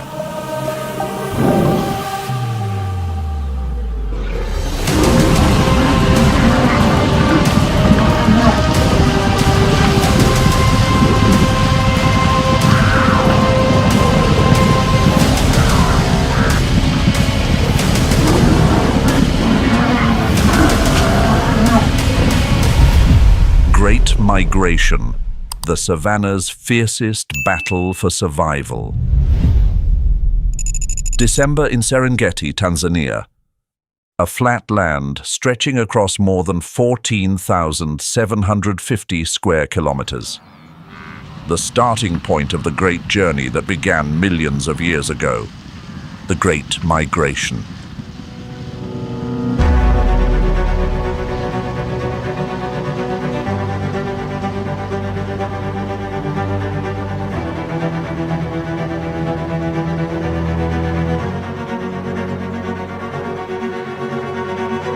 Covering the lush green grasslands of Ndutu and southern Serengeti are the blue wildebeest, the core force of the Great Migration. Each year, more than 1.7 million wildebeest take part in this journey. This is an important moment. Each year, Ndutu welcomes more than 500,000 newborn blue wildebeest. A synchronous birthing phenomenon that builds up their numbers for the migration. And through the next more than 3 months, the young ones are Short bursts of rain in early December bring life back to the grasslands.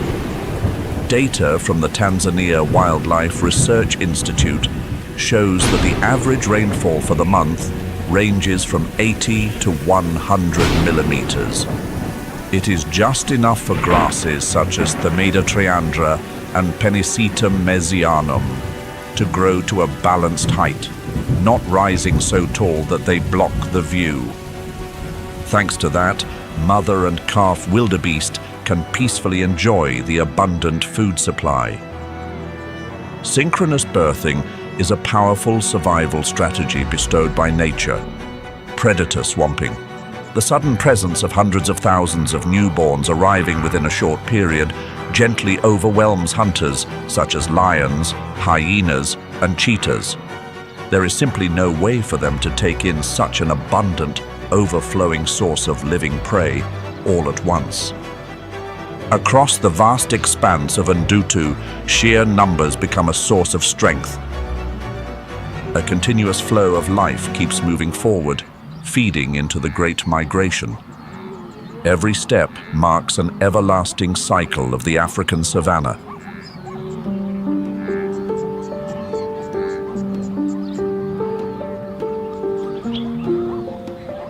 But relying on numbers alone is not enough.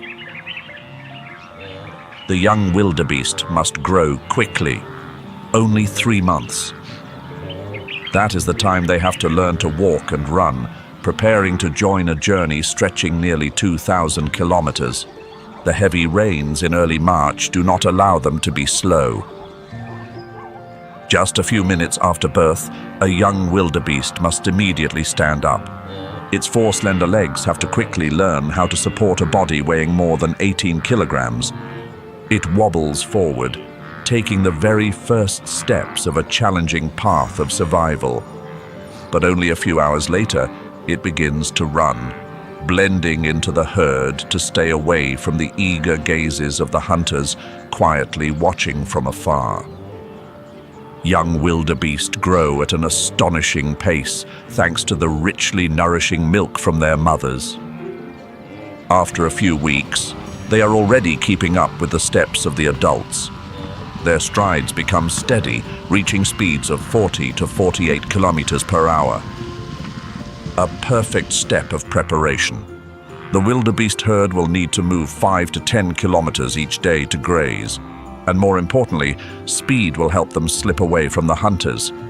Their instinct to keep moving, as if etched into every cell, becomes the key factor that gently lifts their chances of survival. Large numbers mean the blue wildebeest become a common target for lions, hyenas, African wild dogs, and cheetahs. But the wildebeest are not completely passive in the face of these threats. They develop several natural and highly effective defensive tactics. One of their most important tactics is moving in large herds. They spread out into many smaller groups across the Ndutu plains. But these groups still stay connected, forming a dense flow of life stretching all the way to the horizon. Hunters become uncertain, unable to focus on a specific target in the midst of such a sweeping scene. The wildebeest herd in great numbers becomes a solid defensive system. The sharp horns of the males form a formidable barrier, and the protection from the females becomes a steadfast shield for the young ones. Nothing feels safer than being surrounded by family, especially when beginnings and endings intertwine at every step across the rugged savanna.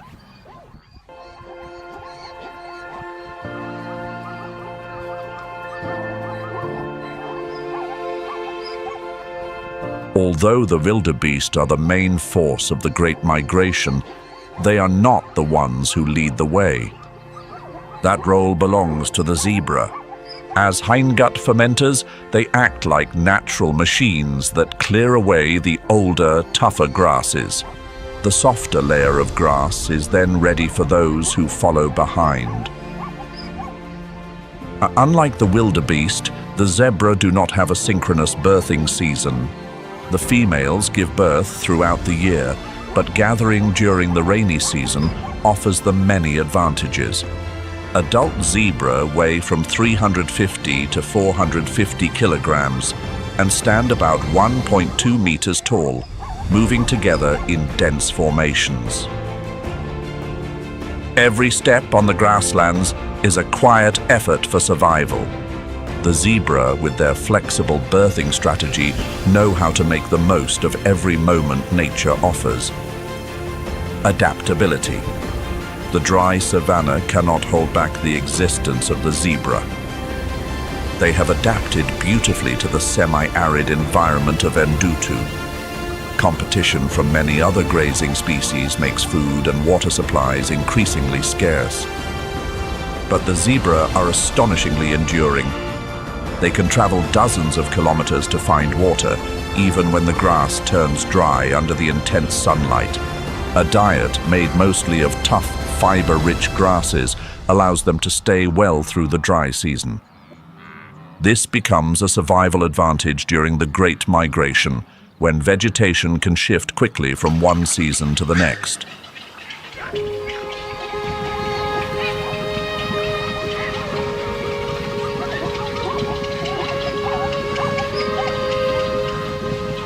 Constant movement is an instinct for the zebra, even during pregnancy. The gestation cycle of this species lasts 12 to 13 months. But just 20 to 30 minutes after being born, the young one can already stand up, taking its first unsteady steps. They weigh just over 30 kilograms, but that does not matter. What matters is standing up, blending into the herd, running. Every second is precious. Across the vast open fields, the hunters never truly rest.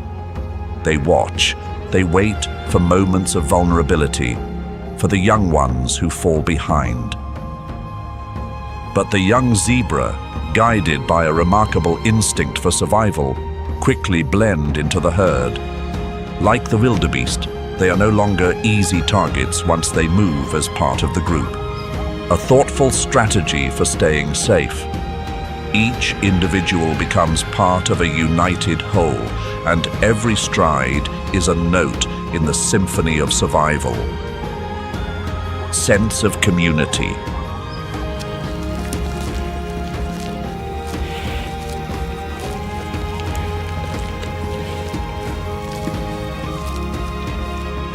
However, the long gestation period of zebras also makes them more vulnerable to predators like lions, hyenas, and cheetahs.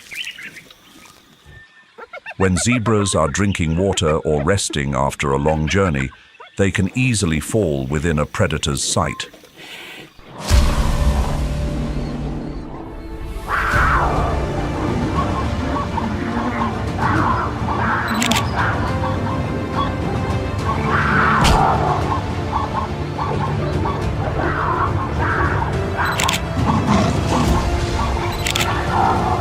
While adult zebras can defend themselves with powerful kicks from their hind legs, the young ones are often more susceptible to being hunted.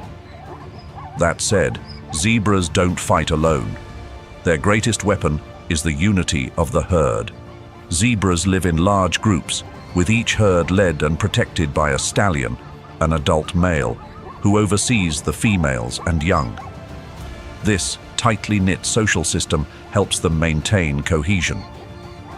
Communication within the herd through vocal calls, body gestures, and social behaviors is key to protecting each other as they move.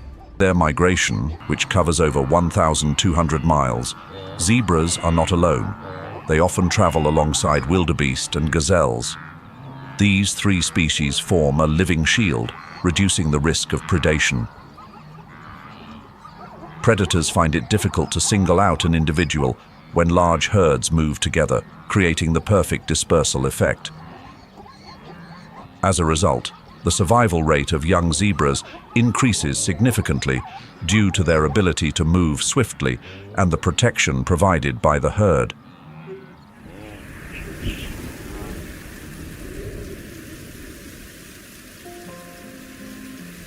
After the rainy season, the Ndutu region transforms into a lush green field, where short grasses grow rapidly, rich in nutrients.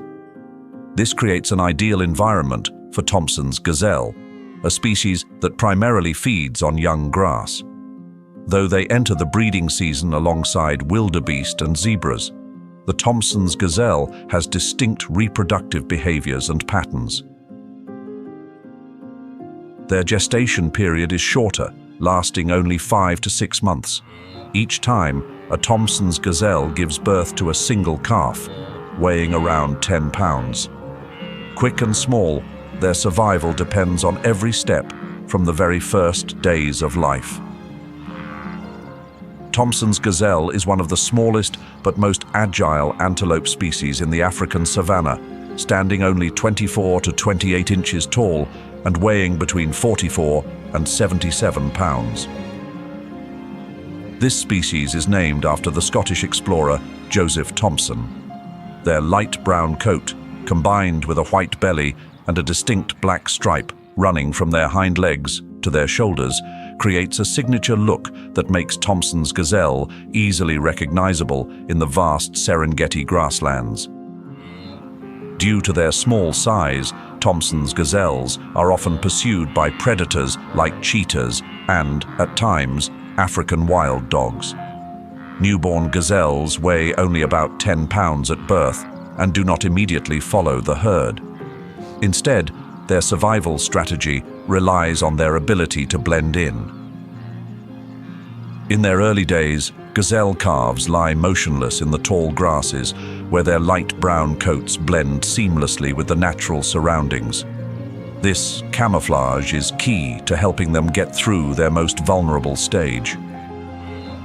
Each day, the mother returns to nurse the calf, then leaves it hidden in the tall grass once again. The ability to remain concealed in the expansive savanna is not only a delicate form of evasion, but also a critical factor in surviving the intense challenges of life in the Serengeti. During the Great Migration, Thompson's gazelles travel alongside the large herds of wildebeest and zebras. However, due to their smaller size, they usually follow behind, taking advantage of the young grasses left behind by the larger animals. This trait allows Thompson's gazelles to avoid direct competition and conserve energy during the grueling journey. One distinctive behavior of this species is the constant flicking of their tails, which helps signal others in the herd to the presence of predators. In addition, Thompson's gazelles often engage in stotting, high leaps while running, as a way to signal to predators that they have been spotted, while also showcasing their strength to other members of the herd.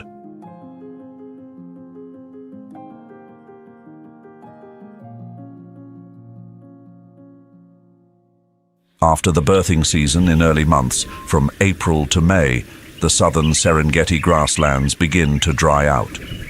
The rains have passed, and the green grass is now just a memory. The dry, withered fields are trampled by the heavy footsteps of millions of wildebeest, zebras, and Thompson's gazelles. This is one of the most critical stages of the Great Migration. The southern Serengeti, once a paradise, has now become an arid land, lacking in nutrients. But further north, greener pastures still await. The start date of this journey is not fixed. It can begin any time from late April to early June. When the southern Serengeti grasslands can no longer sustain them, the journey north becomes the only option. The lands in Grumeti and beyond represent their final hope.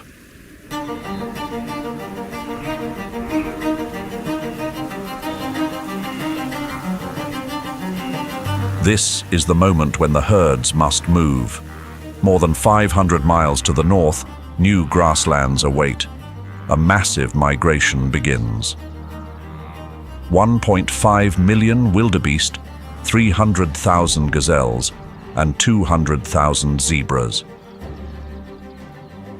The animals form lines stretching as far as 25 miles, like an endless river, carrying with it the rhythm of life and survival. Each one moves with a singular goal: to survive.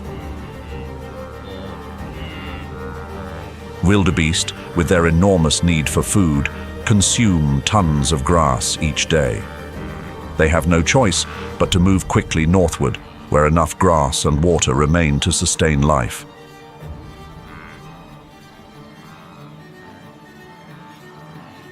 According to ecological studies in 2023, these herds can travel 6 to 9 miles a day, much faster than during other stages of the migration.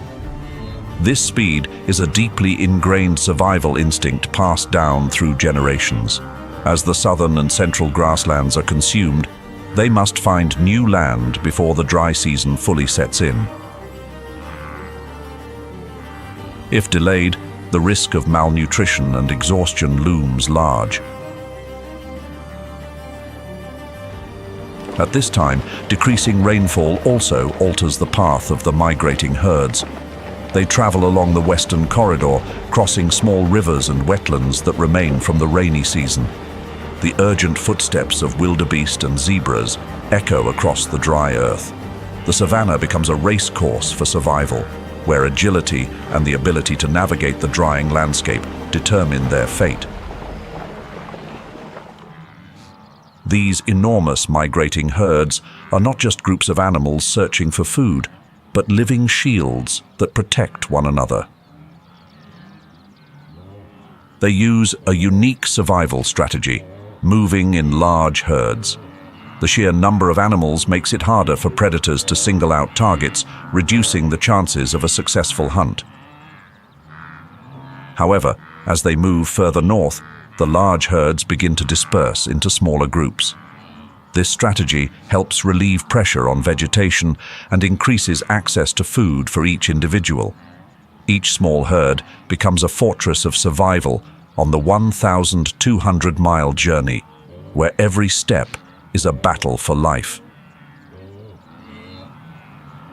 The journey north is not just a search for food and water, but a race against time.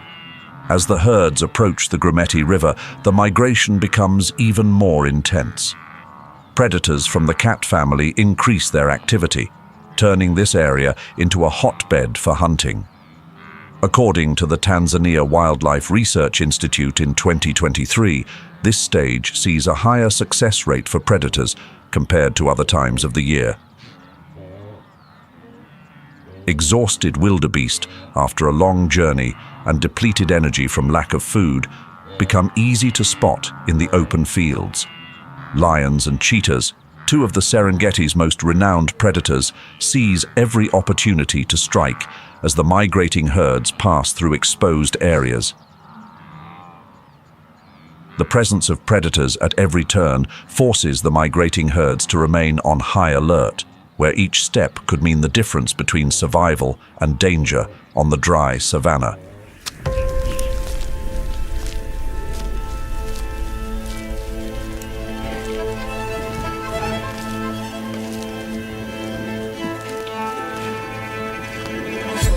Lions, notorious and highly organized predators, pose a significant threat to the migrating animals on the African savanna.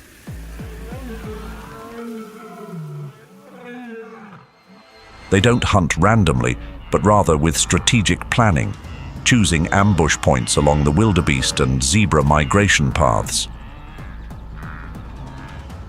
Lionesses often select areas with dense bushes, trees, or rugged terrain to conceal themselves.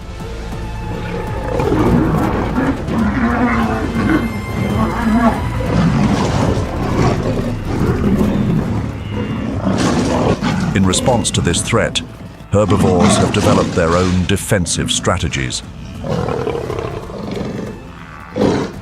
Zebras, with their excellent vision, often lead the migration. According to a 2023 study by the Serengeti Research Institute, zebras can detect predators from up to 1.5 miles away.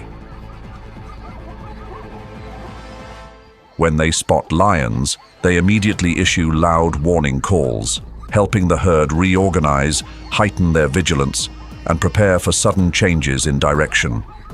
If they need to escape, both zebras and wildebeest can run at speeds of 40 to 50 miles per hour, which makes it challenging for lionesses, who can only maintain high speeds for short bursts.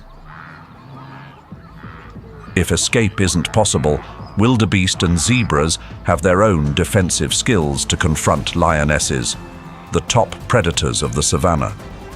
Wildebeest, weighing around 500 pounds, are powerful animals with sharp horns that can grow up to 30 inches. When attacked, they don't just flee, but can also fight back, using their horns to strike and defend against predators. Lionesses, despite their strength, can suffer serious injuries if struck by a wildebeest's horns. Zebras, weighing around 900 pounds, can also turn the tables on the king of the savanna with powerful kicks from their hind legs. According to 2024 data from the Tanzania Wildlife Research Institute, a zebra's kick is strong enough to cause serious injuries to lions, especially when aimed at the head or chest. This ability allows them to defend themselves when under threat. Additionally, zebras tend to run in smaller groups and use their kicks when faced with the danger of being surrounded. In areas with dense grass and rugged terrain, tensions rise.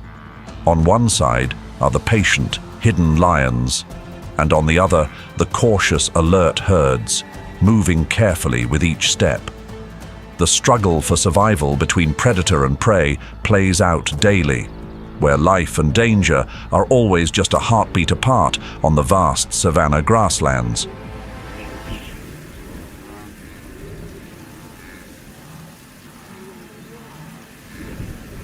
Meanwhile, cheetahs, become a significant threat to gazelles and zebras. With incredible speeds reaching between 60 to 75 miles per hour in short chases, cheetahs are the fastest land predators. On the open plains of the African savanna, where speed is a key weapon, cheetahs take advantage of their ability to sprint across flat fields to close in on their targets.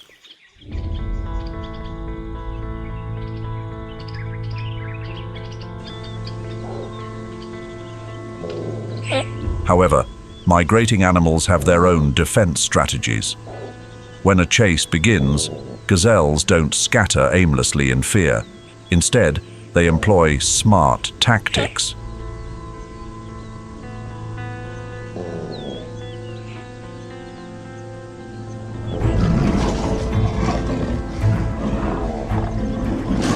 Thompson's gazelles, small but incredibly quick, disperse in different directions.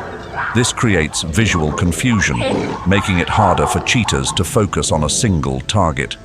With speeds of 50 to 60 miles per hour, Thompson's gazelles are formidable opponents. However, their primary defense lies not just in speed, but in their ability to make sudden changes in direction. They use zigzag running patterns with sharp turns, causing cheetahs to lose momentum. These movements require precise timing and prevent the predator from maintaining maximum speed for long. Cheetahs can only sustain their high speeds for 20 to 30 seconds, and if the gazelle can evade the cheetah for that long, the chance of survival increases dramatically.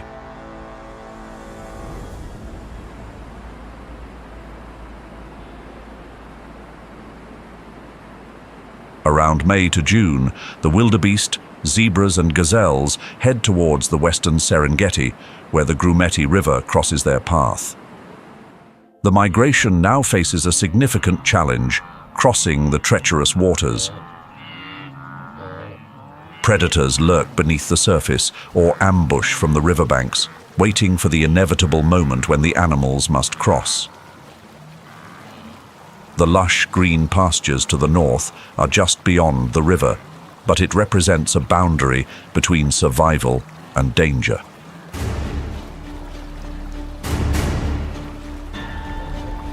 The Grumeti River, although not as wide as the Mara River, remains a formidable obstacle on the migration journey. Stretching about 30 miles in length, its narrow and deep sections become deadly traps for the migrating herds, which often move in large groups, relying on numbers for protection from predators. As the migration reaches the Grumeti River, they encounter one of the savanna's most formidable predators, the Nile crocodile. These aquatic giants patiently hide beneath the surface, waiting for the moment the animals enter their range. With an average length of 16 to 20 feet and an immense bite force of up to 3,700 pounds per square inch, a single moment of inattention can lead to an adult zebra being dragged into the murky waters in an instant. According to research from the African Wildlife Conservation Fund in 2024, the success rate of Nile crocodiles during chaotic river crossings reaches up to 70%.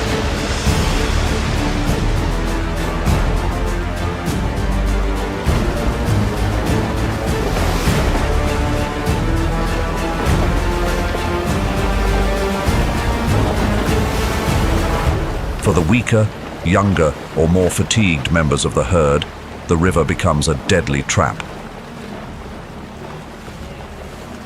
Young wildebeest or small gazelles, lacking the strength to fight against the current, may succumb and become a feast for the waiting crocodiles.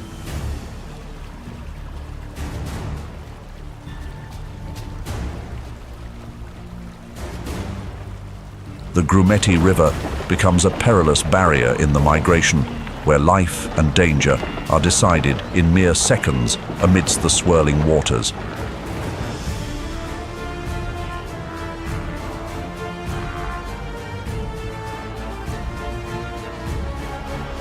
But the Grumeti River is not the only challenge.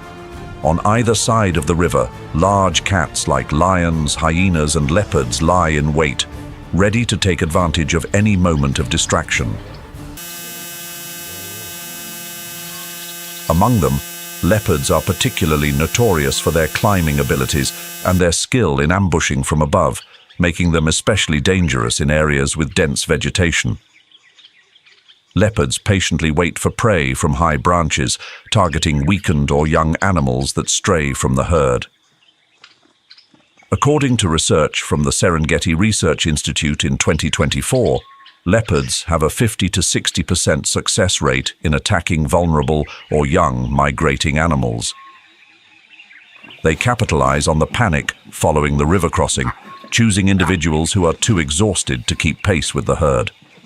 With their agility and impressive strength, leopards can launch a surprise attack and take down prey in the blink of an eye. Once they've caught their prey, leopards will drag the carcass up a tree to avoid it being stolen by other predators.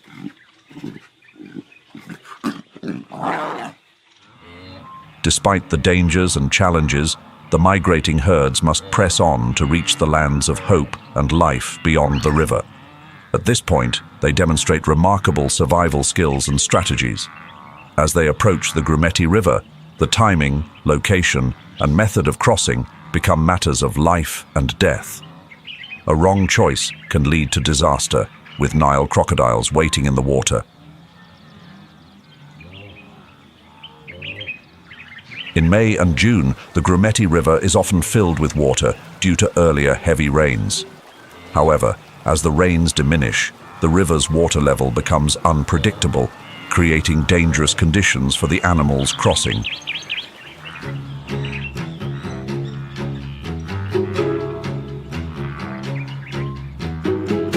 At this stage, the most important survival strategy is moving in large groups. Around 1 million wildebeest and 200,000 zebras will cross the river during this time, often in groups of 5,000 to 10,000 animals at a time. The leaders of the herd, typically the strongest individuals, will guide the group across, scouting the riverbed to find a safe path. Moving in large groups not only increases their chances of survival by providing protection for one another, but it also creates confusion.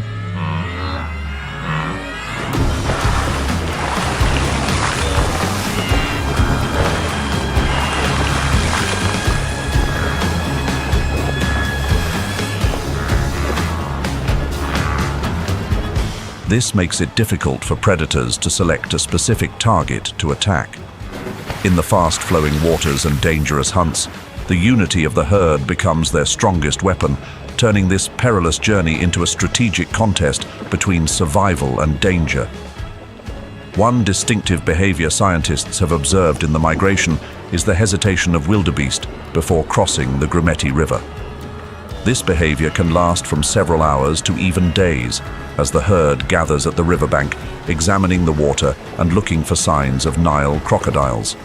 This hesitation is not just indecision, but a crucial survival strategy. According to the latest ecological studies, this caution allows the herd leaders to detect potential threats, particularly if the water is too deep or if crocodiles are near the shore.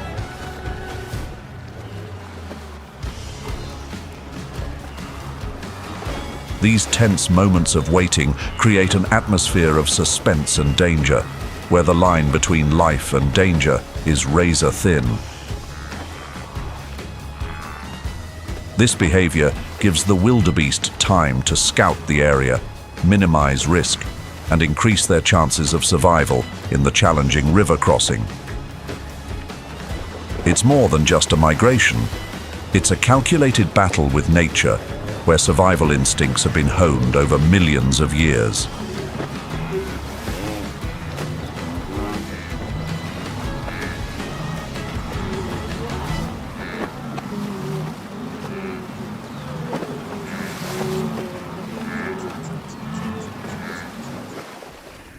In June, the African savanna becomes more vibrant than ever. The migration continues its rhythm northward, but also enters a special phase, the mating season. The migrating herds suddenly become tense. Male animals battle to secure the right to continue their lineage, creating dramatic scenes across the vast grasslands. Roars and the thunder of hooves echo everywhere. The struggle for survival becomes even more complex as predators seize this opportunity to hunt for an easy meal. During this time, the herds no longer move as a unified group.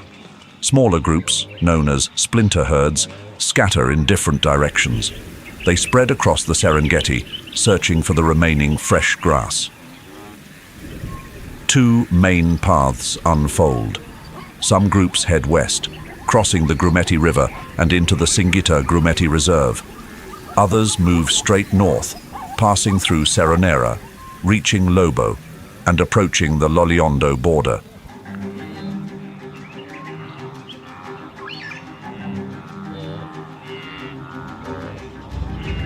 June to July in the Serengeti marks a significant shift in climate. According to data from the Tanzania Meteorological Authority in 2023, average rainfall during this period drops sharply, ranging from 0.8 to 2 inches per month.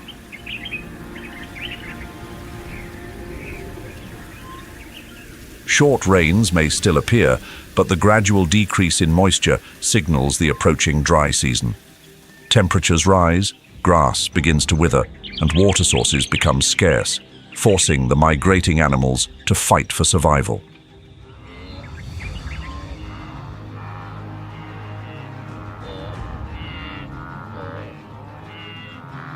June to July marks the rut, or mating season, for the migrating species in the Great Migration. Millions of wildebeest and zebras move across the dry plains, but at this moment, the competition for mates becomes the top priority. The strongest males face off, defending their territories and fighting for the right to breed. The dry climate, yellowing grass, and scarcity of water add to the intensity of this battle, pushing each animal to the limits of survival.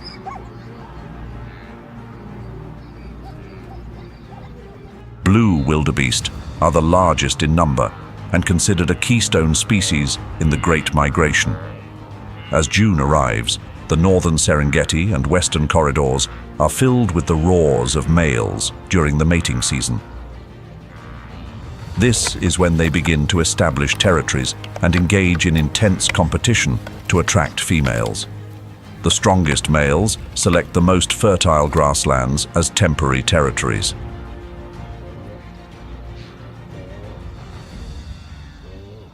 With every stride, they showcase their strength through intense confrontations, from headbutting to high-speed chases. The fight for mating rights is a relentless battle. Successful males who defend their territories well have higher chances of breeding and may mate with several females in their area. Nature adds an interesting dynamic to this battle. Blue wildebeest don't just rely on strength, but also use a subtle chemical signal. They mark their territory with a unique scent from pheromones, rubbing their horns and bodies against trees or the ground. This helps them not only protect their territory, but also attract females during the breeding season, maintaining social stability within the herd. However, the harsh weather conditions add another layer of challenge. As rainfall decreases in the Serengeti, grass becomes scarce. This forces males to constantly move to find fresh grass, making their territories less stable. In years of low rainfall, males have to change territories more frequently, reducing their chances of successfully maintaining their territory and breeding. Amid the Serengeti's dry grasslands, as hot winds lift dust into the air, every confrontation and movement becomes a dance of survival, where mating instincts and the struggle to endure are intertwined.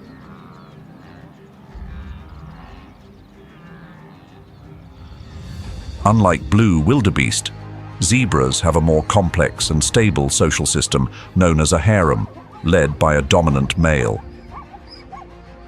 A harem consists of one male, several females, and their offspring.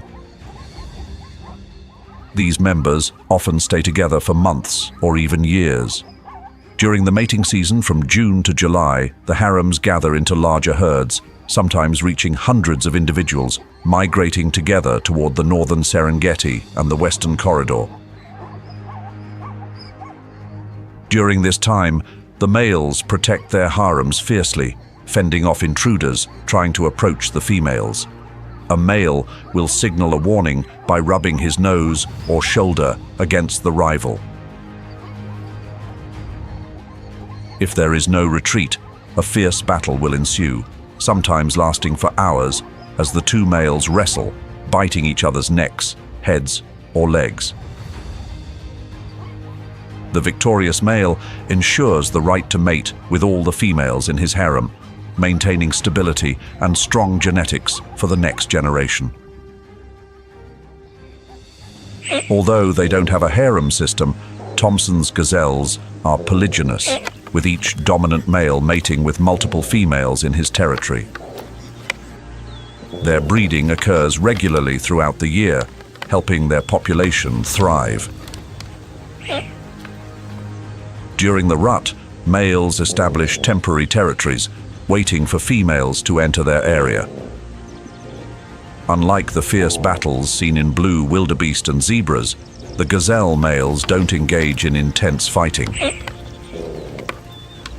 At this time, males who control areas with lush grass have better chances of mating, as females tend to gather where food is plentiful, ensuring good health during the breeding season.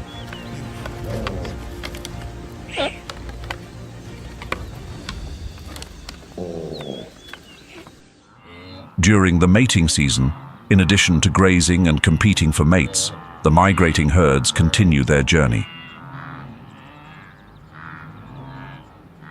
They move in large groups, creating a natural shield against predators. The coordination between multiple species, especially zebras with their unique black and white stripes, causes visual confusion for predators, making it harder for them to pinpoint a specific target. As the herds move in large groups, the success rates of lions and cheetahs drop significantly. This improves the chances of survival, as potential prey are constantly protected by thousands of other animals. Even gazelles, though smaller than wildebeest and zebras, benefit from this protection when they move with larger herds. However, as food and water become scarce towards the end of the rainy season, the large herds often begin to break up into splinter herds in search of resources. This fragmentation creates more opportunities for predators to ambush, often targeting weaker or young individuals when the herd is scattered.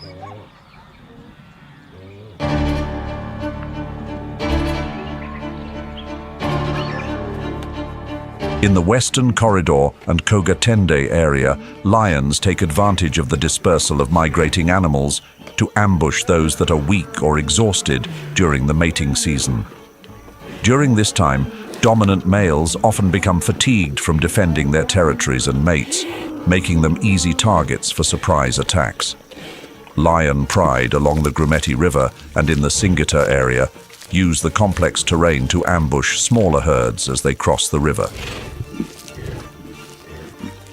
The mating season is a prime time for lions to hunt, as the dispersal of the herd and internal competition leave the animals distracted and less vigilant. Additionally, the migrating herds must also face leopards, a solitary and stealthy predator known for their ability to hide and ambush from above. During the mating season, when gazelle herds are more prone to scattering, leopards often target weak, young, or isolated individuals.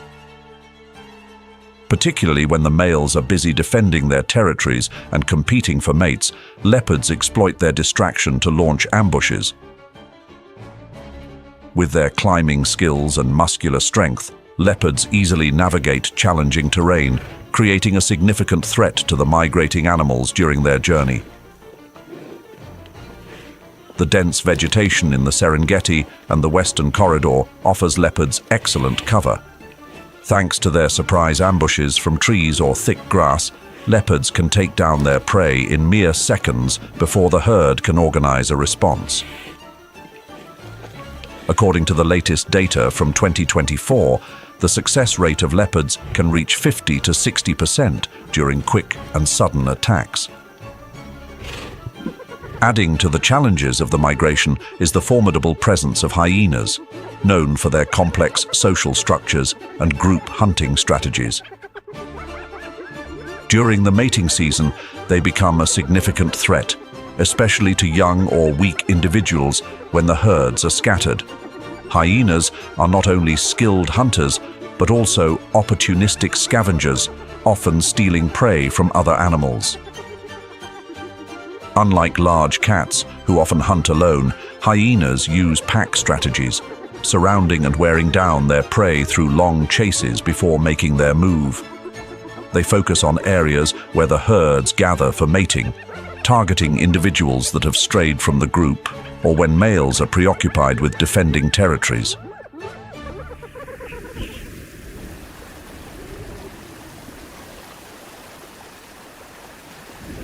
From August to October, the Kogatende region in northern Serengeti and Kenya's Masai Mara become the focal point of the Great Migration.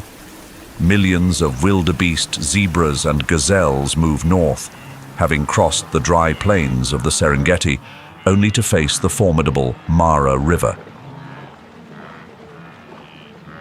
Daily river crossings take place, presenting a harsh challenge. This is the most difficult part of their journey. On the other side of the river lies the Masai Mara, a lush grassland, only 580 square miles, but full of promise with fresh grass sprouting after the rains. To reach it, the herds must cross the powerful river and face the dangers lurking within.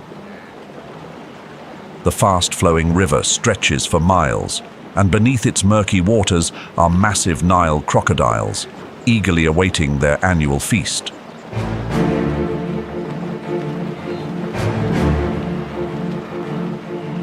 As the migrating herds approach, the river's water levels can fluctuate unexpectedly, posing a serious threat to their crossing.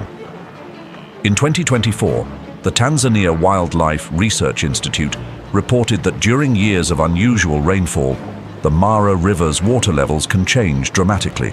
Sudden rises can create flash floods, making the crossing perilous for the migrating animals. However, in years with lower rainfall, the river levels drop, making it easier for the herds to cross. But this also means an increase in the number of Nile crocodiles, silently waiting beneath the still waters.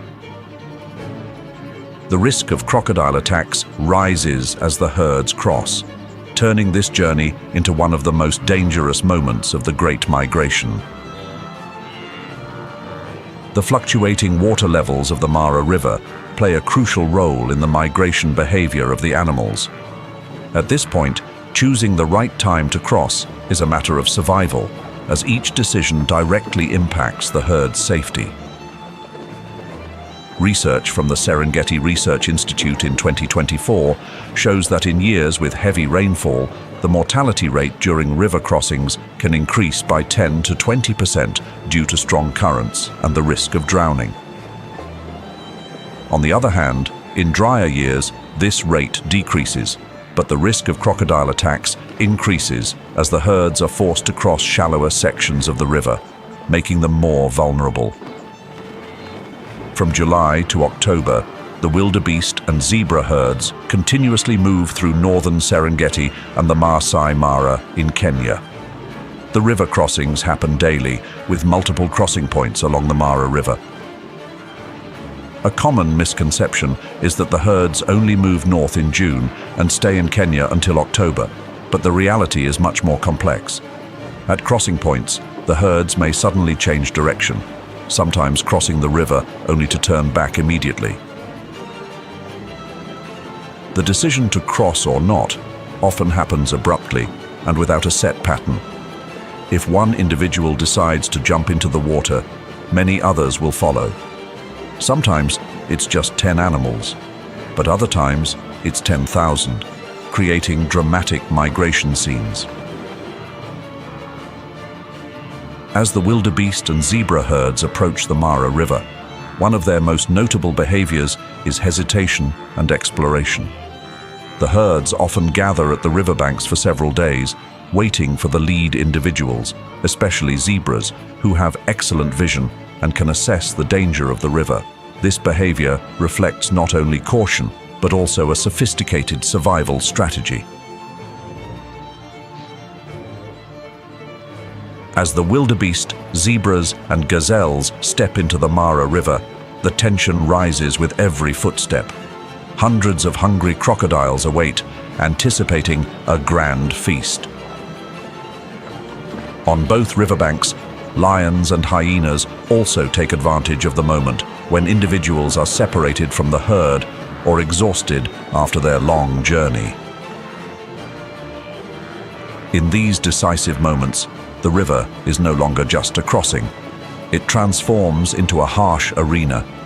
The predators, hidden beneath the water, are ready for the chaotic moments when the herds begin to cross.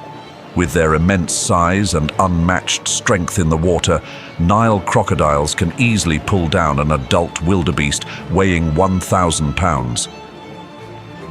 Here, they perform powerful death rolls underwater to tear apart their prey.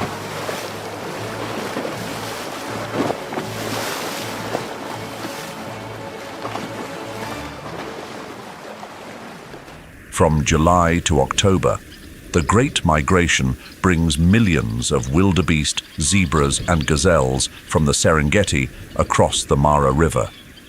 Masai Mara transforms into a vibrant arena of survival.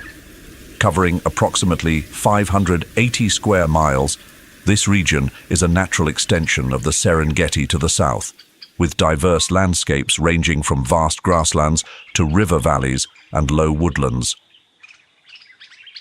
This area benefits from some of the highest rainfall in the Savanna, with annual precipitation ranging from 30 to 50 inches, creating a rich and diverse vegetation. The short, lush grasses provide an ideal food source for wildebeest and zebras. Meanwhile, the taller grasses serve as a habitat for larger native herbivores like giraffes and elephants. This diversity creates a complex yet balanced ecosystem, where animals coexist without intense competition for food. Masai Mara is a biodiversity hotspot in the African savanna. This area is home to more than 95 mammal species and 570 different bird species. The rich variety of herbivores, combined with the migration of millions of animals, has created a complex food chain where predators are constantly in search of high-quality meals. The Masai Mara is home to the Big Five: lions, leopards, elephants, buffaloes, and rhinoceroses. Originally, the term Big Five was used by hunters to refer to the most challenging animals to hunt. But today, it has become a symbol of eco-tourism.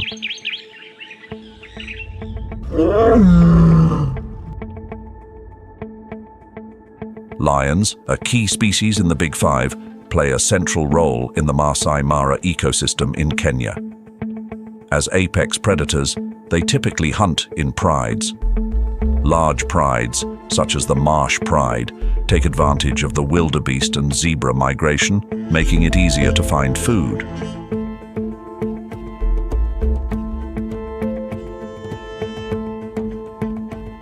During the migration, lions often target larger prey like wildebeest, buffalo, and zebra, but they can also hunt smaller animals like gazelles. The size of the prey directly influences the lion's hunting strategies. When hunting smaller animals, 1 or 2 lionesses can carry out the hunt alone. However, when facing larger animals like buffalo or young elephants, lionesses usually coordinate as a group to increase their chances of success. Lions in Masai Mara tend to have higher hunting success rates at night, thanks to their excellent night vision.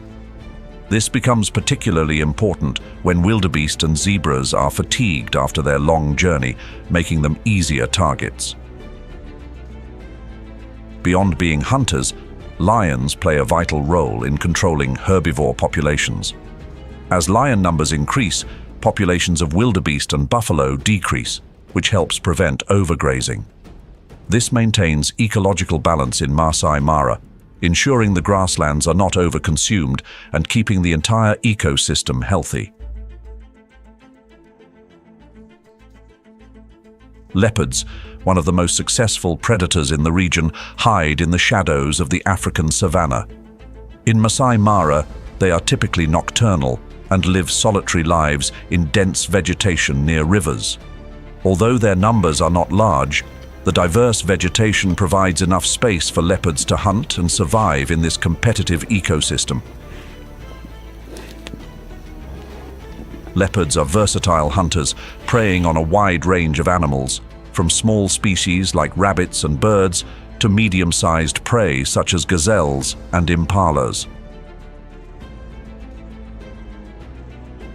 Not only are they independent predators, but leopards also contribute to maintaining ecological balance. Their ability to hunt at night reduces the pressure on herbivores during the day. Using the cover of darkness, leopards approach their prey with incredible speed and precision. A 2023 study showed that the hunting success rate of leopards in Masai Mara is around 38%. Significantly higher than other predators in the area.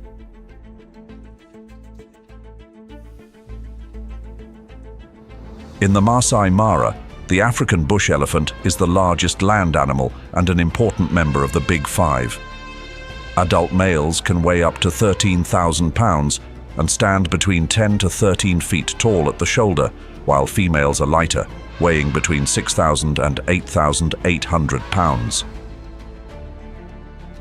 Their long tusks and remarkable memory not only help them find water, but also enable them to remember migration corridors across generations. African bush elephants live in matriarchal herds led by adult females. Males leave the herd upon maturity to live either alone or in small bachelor groups. In the Masai Mara, elephants act as the architects of the savanna, using their strength to knock down trees, move smaller plants, and create new grassland areas. This provides ideal habitats for smaller herbivores like gazelles and impalas. Arc elephant can consume up to 300 pounds of vegetation daily. Not only do they shape the landscape, but they also search for and dig up water from dry soil during droughts. As a result, other smaller animals benefit from the precious water that the elephants uncover. The next giant, the African buffalo, is one of the most formidable members of the Big Five and a symbol of strength in the Masai Mara. Adult males can weigh between 1,000 and 2,000 pounds and stand about 4 to 5 feet tall at the shoulder. Their curved horns, especially the thick and hard part in the center called the boss, play a crucial role in self-defense, helping them fend off powerful predators like lions and hyenas. Buffalo live in large herds of up to 500 individuals, providing protection and safety for weaker or younger members. When attacked, buffalo herds often work together to defend each other, especially against large predators like lions. A 2023 study shows that lions' success rate in hunting large buffalo herds is only about 10 to 15%, demonstrating the power of herd unity.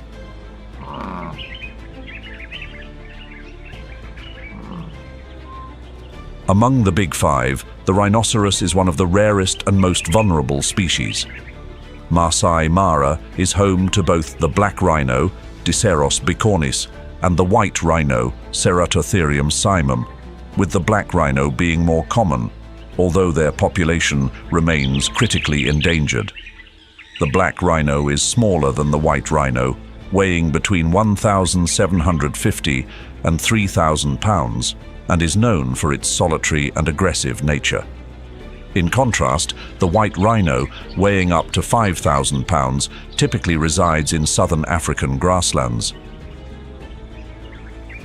In the Masai Mara, black rhinos live in dry savanna areas with horns that can grow up to 5 feet long. Unfortunately, this feature makes them a target for poaching due to the demand for their horns in traditional medicine and trade. According to the Kenya Wildlife Service in 2023, there are only about 30 to 40 black rhinos left in the Masai Mara, despite numerous conservation efforts and anti-poaching patrols.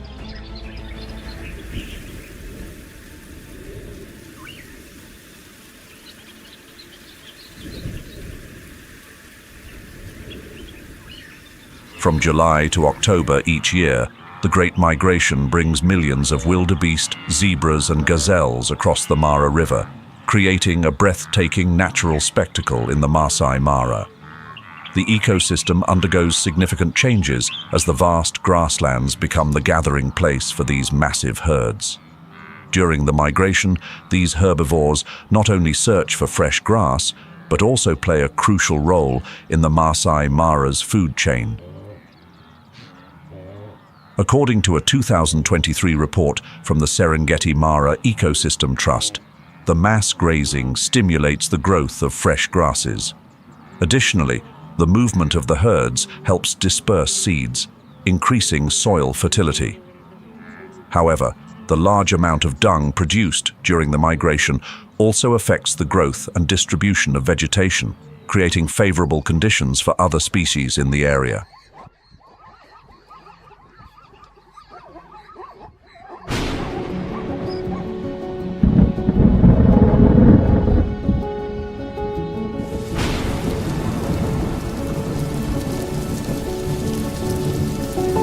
As November and December arrive, short rains begin to fall over the southern Serengeti, bringing the dry grasslands back to life and creating lush green pastures, an ideal food source for blue wildebeest and zebras. This is the signal for the migrating animals to leave Masai Mara and begin their journey back to southern Tanzania. The Great Migration enters its final phase, and the Serengeti Plains once again become the destination for the end of this long and challenging journey. At this time, in Ndutu, the short grasslands stretch out, forming the perfect birthing grounds for the wildebeest, ready to begin a new reproductive cycle. Nature prepares for a season of renewal, marking a fresh start after a dangerous and arduous journey. In 2023, around 1.3 million wildebeest, 300,000 zebras, and hundreds of thousands of gazelles moved in seemingly endless streams. The flow of life continues, unceasing. Crossing the Mara River for the second time in the year, the herds once again face familiar challenges. The fast-moving waters, the waiting crocodiles, and the chaos of the herd as they step into the river. Yet the resilient animals continue their journey southward. The Lobo area and the northern plains are only brief stops before the herds enter Ndutu, where new rains have begun to nourish the fresh grass.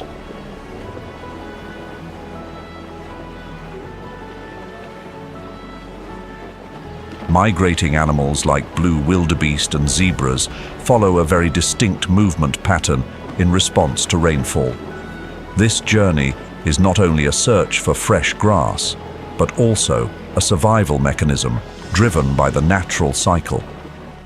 The migration behavior of wildebeest is influenced by hormonal changes and their keen ability to sense environmental shifts. During this period, the herds are not just moving in search of food, but also preparing for the upcoming breeding season at the beginning of the year.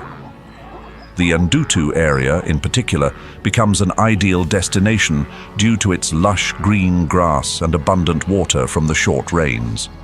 This allows the herds to replenish their energy after the long journey, getting ready for a challenging breeding season.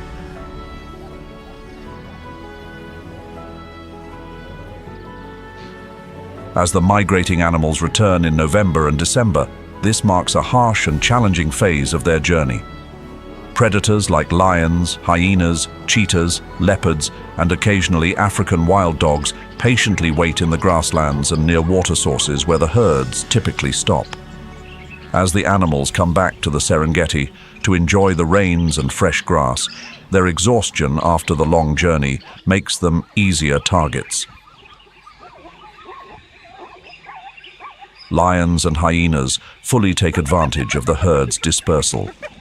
As the fresh grass becomes more enticing, the herds spread out in search of food, creating opportunities for sudden ambushes by predators. The open terrain of the Serengeti and the appearance of water pools after the rains turn these resting spots into potential traps.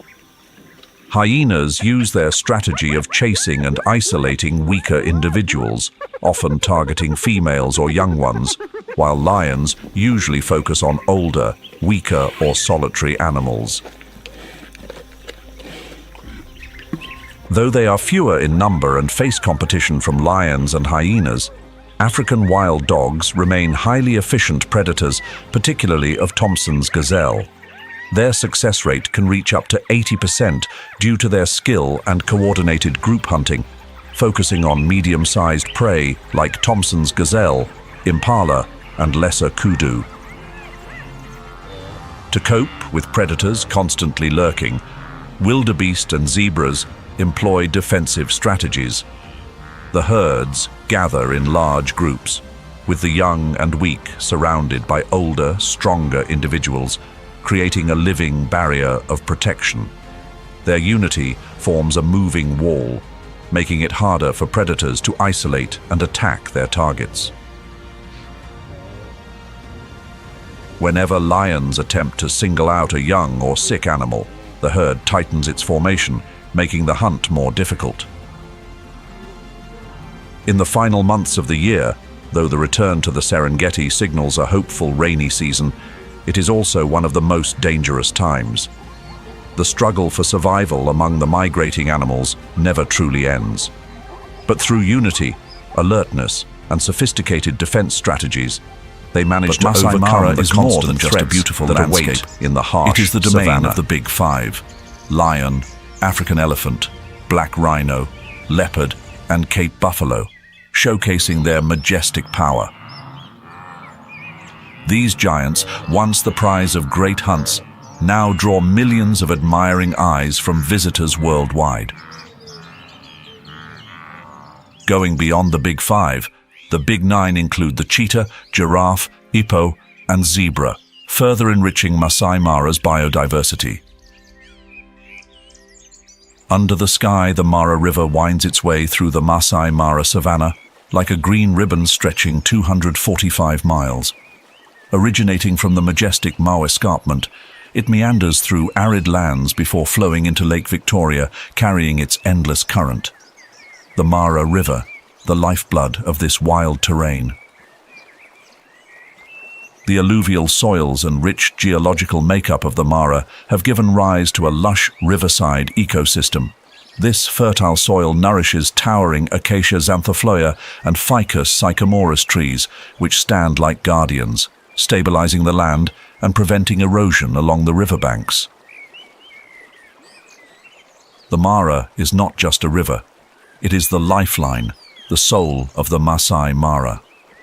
Each current tells a story of survival, transforming this land into a wild paradise where nature's heartbeat never ceases.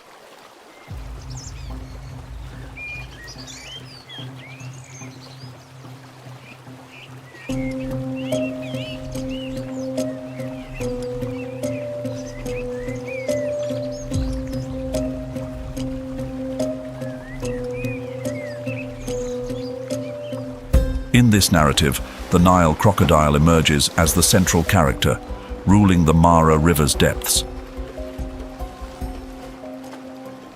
This colossal predator of the waters is a legend in the world of wildlife.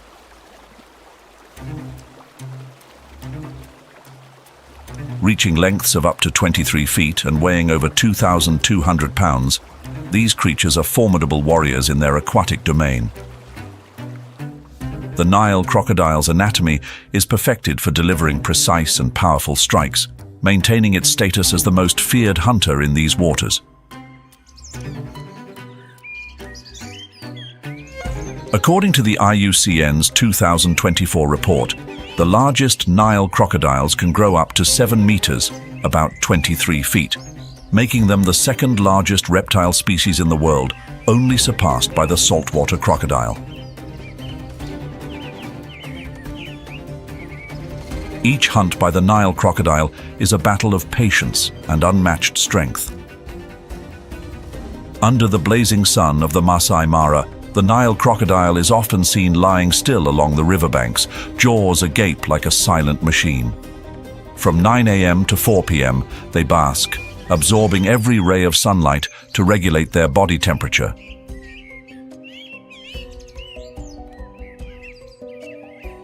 When the water temperature drops below 86 degrees Fahrenheit, 30 degrees Celsius, these predators return to land, seeking warmth from the sun to recharge for the next hunt.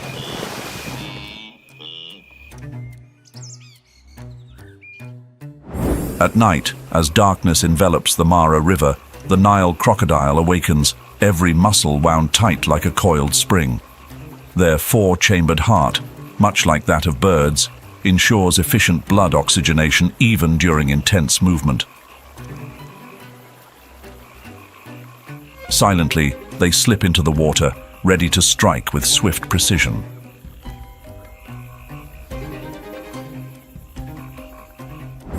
During the dry seasons when food becomes scarce, the Nile crocodile conserves energy by remaining motionless under the sun. With their ectothermic metabolism, they can survive for months without eating, relying on stored energy to sustain them. Whenever a hunting opportunity arises, the Nile crocodile takes full advantage, swallowing prey up to half its body weight, a rare feast in these parched lands. Their ability to store fat enables them to endure through the harshest months, turning each meal into a reserve of survival.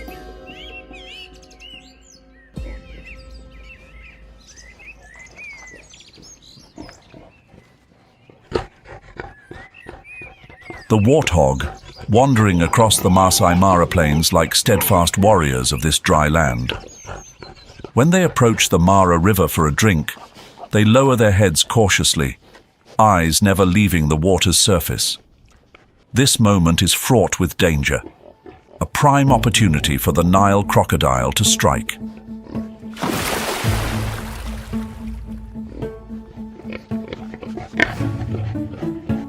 More than 30% of successful Nile crocodile ambushes occur when warthogs let their guard down.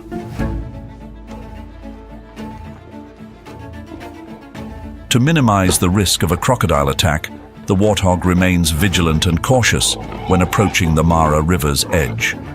Its large eyes, positioned high on its head, scan each ripple, every fallen branch. Standing still, the warthog focuses on the water, sensing even the slightest movement. When it detects danger, the warthog bursts into a rapid sprint, reaching speeds of up to 30 miles per hour. Its bulky frame transforms into a dart, escaping the crocodile's reach. Not only does it run fast, but it also changes direction abruptly, dodging the predator's lethal bite. This survival strategy is crucial for outmaneuvering the powerful hunter's traps. Its agility and instinctive survival tactics make it a remarkable escape artist, enduring even the jaws of steel from the Mara River's formidable crocodiles.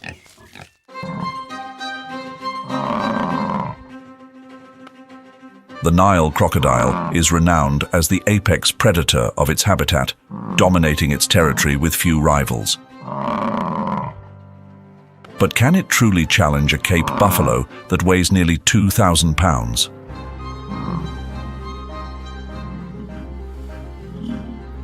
These massive herbivores move in herds, approaching the Mara River with a majestic presence, their curved, sharp horns glinting under the sun. Despite the inherent threat that crocodiles pose, Cape buffalo are not easily subdued prey. With a success rate of only about 15% when hunting buffalo, the crocodile faces a daunting challenge. They often target calves or older, weaker buffalo that have strayed from the herd.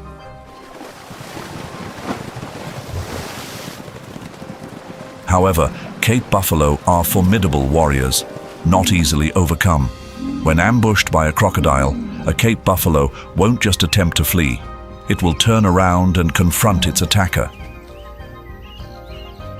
Its horns, which can reach up to 39 inches in length, serve as a powerful defense, capable of forcing the crocodile to retreat and abandon its attack. The buffalo's defensive strength creates a formidable barrier, reducing the crocodile's hunting success to just about 30%. The most intimidating aspect of the Cape buffalo is its sense of unity. If one member of the herd is attacked, the entire group often turns back to counterattack, using their horns and collective strength to drive the crocodile away. This response not only increases the survival chances of the attacked buffalo, but also forces the predator to withdraw to avoid injury.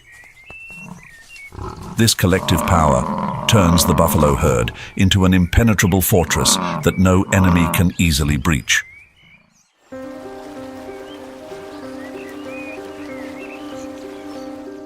Another challenging target for the Nile crocodile is the giraffe. In Masai Mara, the Masai giraffe stands as the largest and most iconic giraffe species. These are also the tallest giraffes in the world, reaching heights of 18 to 20 feet on average.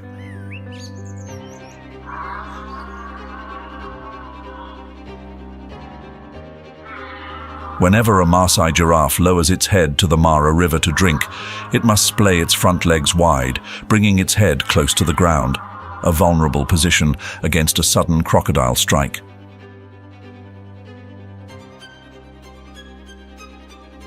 Thus, the Masai giraffe remains constantly alert, dipping its head to drink for only brief moments, typically between 15 and 30 seconds, to minimize its risk.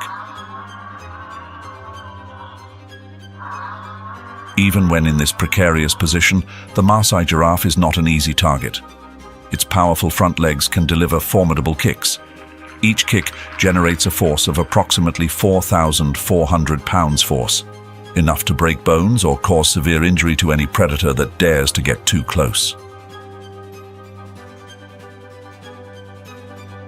Because of this, Nile crocodiles, despite their ferocity, often steer clear of adult giraffes, instead targeting younger or weaker individuals. Beyond their physical power, Masai giraffes also have exceptional vision and observational skills. Standing tall on their long legs like towering pillars, they scan the water and grasslands with sharp eyes, spotting predators from afar, giving them ample time to react before an attack begins. These tactics make the Masai giraffe one of the most vigilant and difficult prey to catch near the Mara River.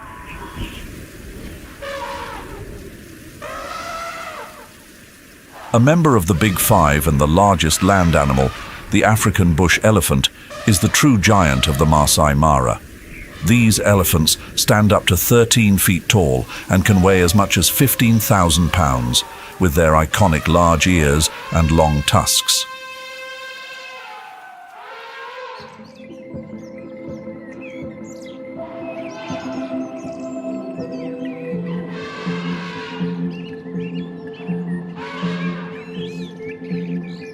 The African bush elephant is well known for its intelligence, long memory, and complex social behaviors.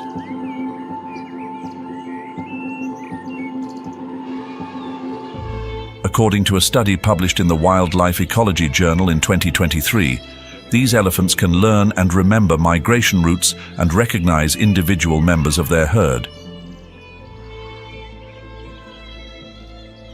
They even have the ability to express joy when a new member is born, and grief when a member of the herd passes away.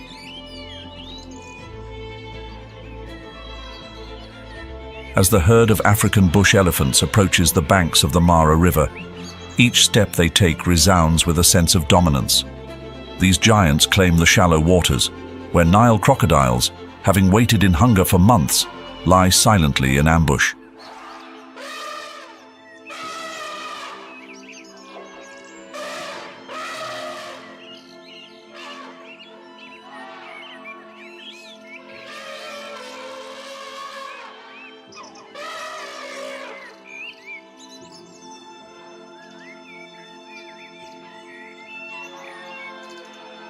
Yet, with their sheer strength and immense size, adult elephants are rarely the target of these predators.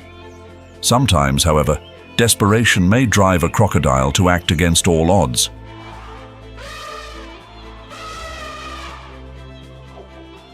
It might latch onto the elephant's trunk or tail, the parts closest to the water's surface. But this only turns the crocodile's hunt into a tug-of-war with the mighty elephant, where the victory inevitably belongs to the grown giant. In cases where a crocodile targets a calf or a weakened older elephant, the success of its hunt remains highly unlikely.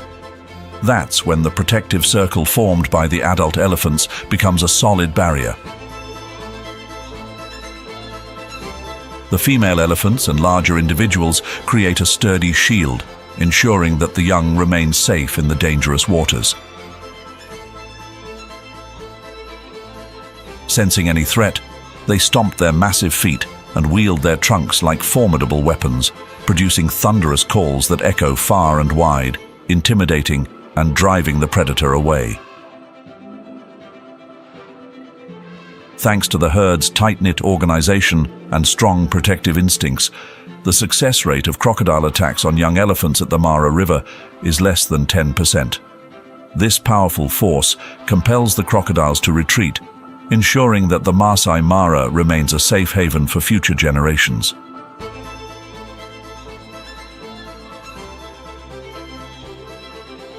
The powerful steps of the African bush elephant do more than just stir the ground around the Mara River. They also reshape the landscape itself. As these colossal creatures tear through vegetation and dig into the earth in search of hidden water, they inadvertently create small pools and water channels.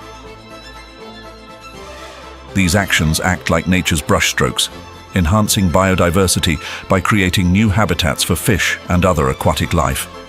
According to a study by the African Ecology Research Center in 2024, the water bodies created by elephants serve as ideal breeding grounds for Nile crocodiles, providing a safe environment for their eggs against predators. The presence of elephants may not represent a direct symbiotic relationship, but it forms a subtle connection that silently influences the rhythm of the entire ecosystem.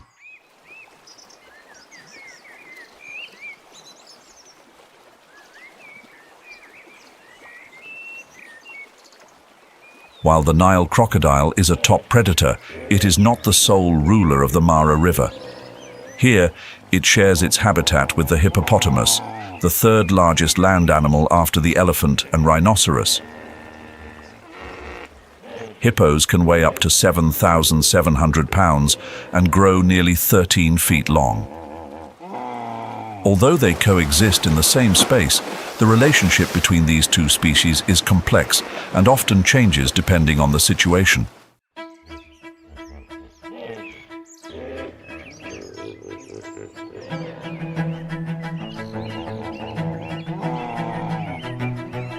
Nile crocodiles are well aware of their limits when faced with the overwhelming power of the hippopotamus in the Mara River. With canines reaching up to 20 inches inside a mouth that can open to a 105-degree angle like the gates of a fortress, the hippo sends a clear message to predators: stay away. While adult hippos are generally not threatened by Nile crocodiles, their young are more vulnerable when straying from the protection of the herd. However, when a mother hippo senses danger, her fierce protective instincts kick in. She uses her massive body as an impenetrable barrier, blocking the predator from reaching her calf.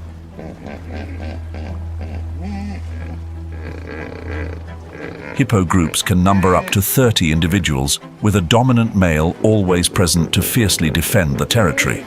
If a crocodile dares to come too close, the hippos won't hesitate to use their sheer strength to push the intruder back. Even a hippo's gaping mouth or a thunderous roar is enough to make a crocodile reconsider its approach.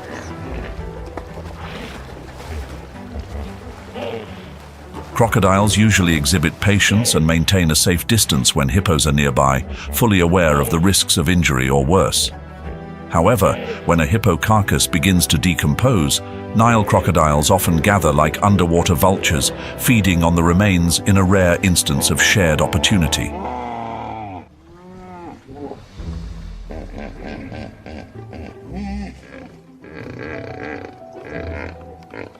Despite being rivals in the survival game, these two species share an unspoken alliance, an informal but crucial partnership in their ecosystem.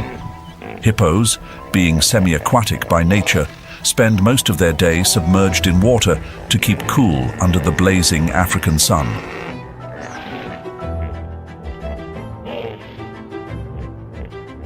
As they move, hippos create underwater pathways, stirring up mud and nutrients from the riverbed. This disturbance enriches the environment, providing a fertile space where fish, the primary prey for Nile crocodiles, can thrive.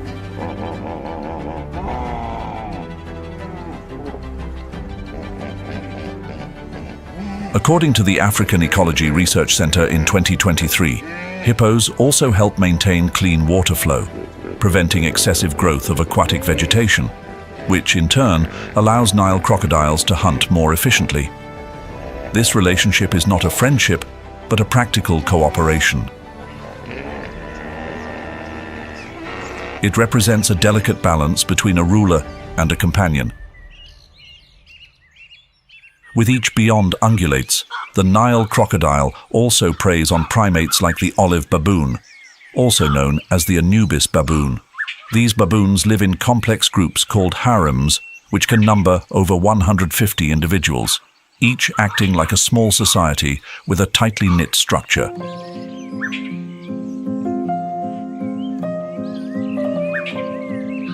Dominant males lead the group, while females form strong alliances, maintaining the cohesion of the entire troop.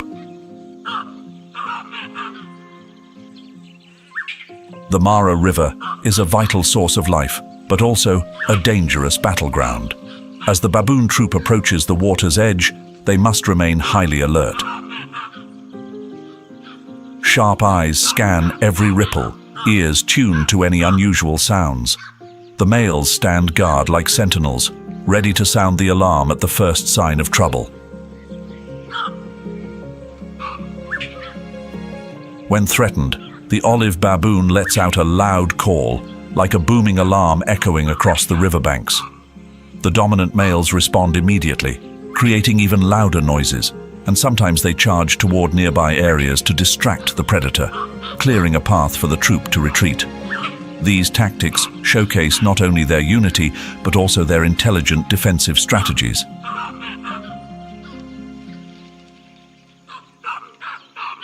If cornered, baboons do not back down. The adult males can counterattack with their physical strength and agile combat skills. They might leap onto low branches nearby, escape the crocodile's reach, or even throw stones down at the predator from above. This behavior demonstrates that the baboons are not merely prey, they are warriors of the wild, using their collective strategy and intelligence to confront even the most formidable predator in the Mara River.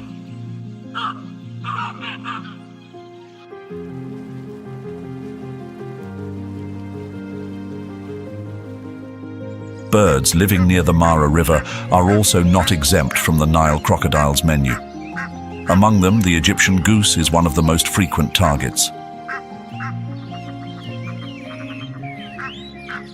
This bird species is relatively small, weighing between 3.3 to 5.5 pounds and measuring 25 to 29 inches in body length.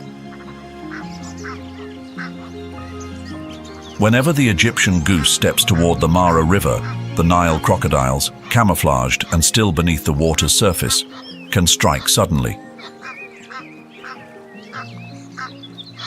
Some juvenile crocodiles may use their tails to knock the prey into the water. Others can eliminate the goose with just a swift, precise snap of their jaws. But sometimes, the Egyptian goose is not merely a passive prey.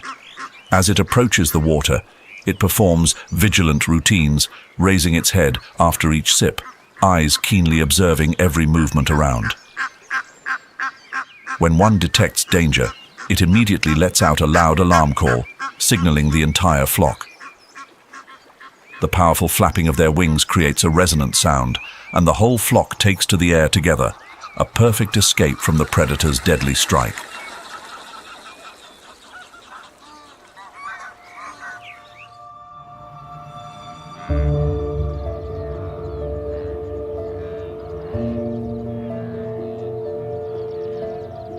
The challenges faced by the travelers of the Great Migration across the African savanna extend beyond dangerous river crossings and the threats posed by predators.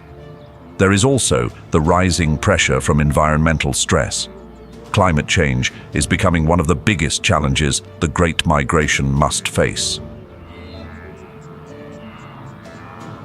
The migrating animals rely heavily on fresh grass and clean water, but the weather no longer follows traditional patterns. This not only changes their habitat, but alters the entire migration journey.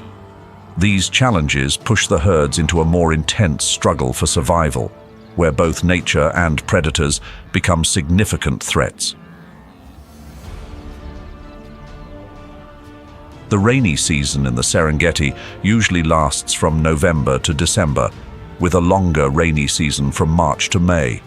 But according to 2024 reports, rainfall has become more unpredictable.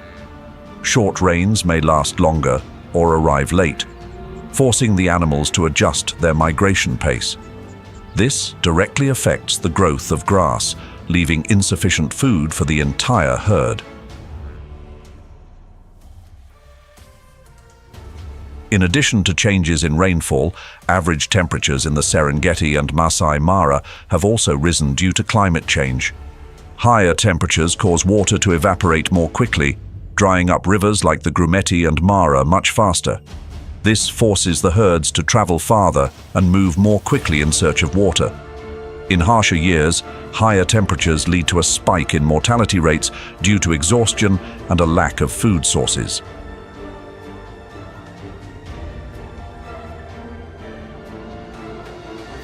One result of shifting rainfall patterns is the occurrence of extreme weather events, such as droughts and floods. Among these, drought in the Serengeti poses one of the most severe challenges for migrating animals.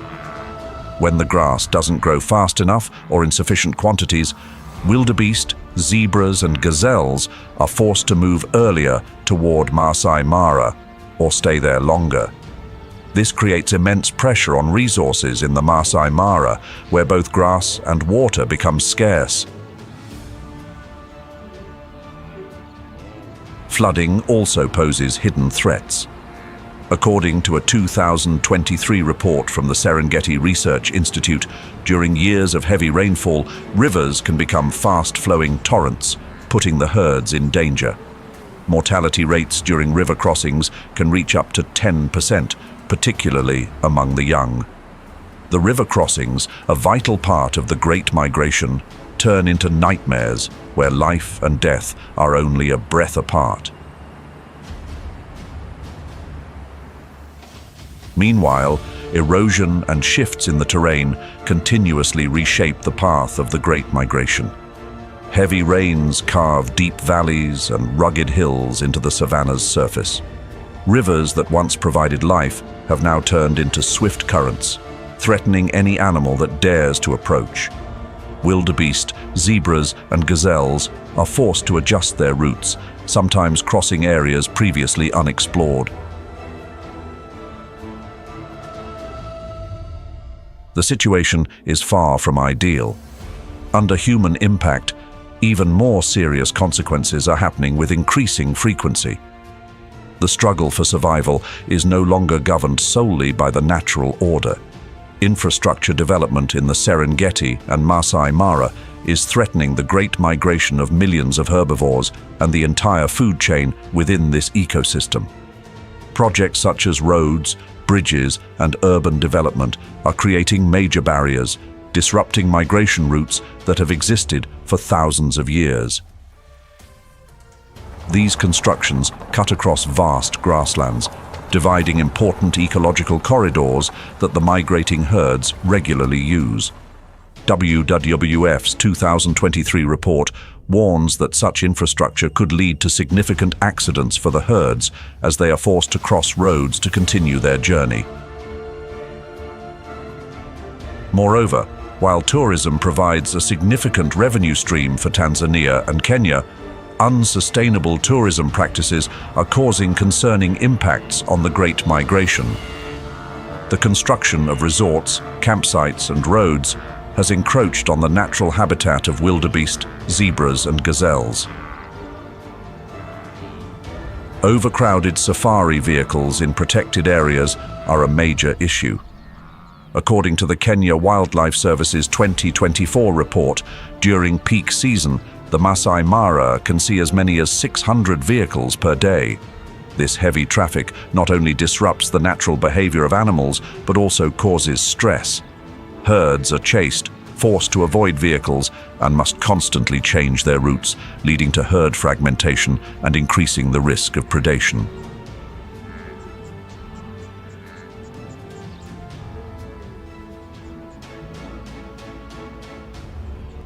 The Great Migration, a majestic natural phenomenon, is facing increasingly serious threats. New developments are rising, grasslands are shrinking. Climate and weather patterns are becoming more unpredictable and erratic. Natural disasters are becoming more severe. The migrations seem longer, more exhausting, and more intense. The savanna ecosystem is withering with each blade of grass during the dry season. Without timely protective action, this magnificent journey of survival could be irreversibly damaged in the not-too-distant future.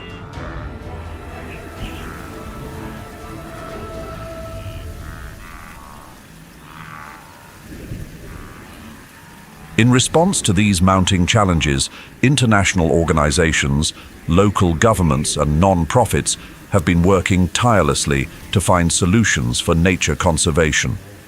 Expanding protected nature reserves and ecological corridors has become one of the key strategies.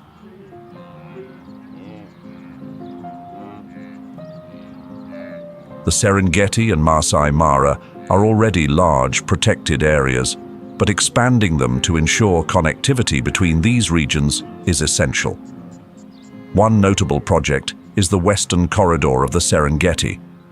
According to a 2023 report from the Tanzania Wildlife Research Institute, the Tanzanian government is working to expand this area to protect the herds as they cross the Grumeti and Mara rivers.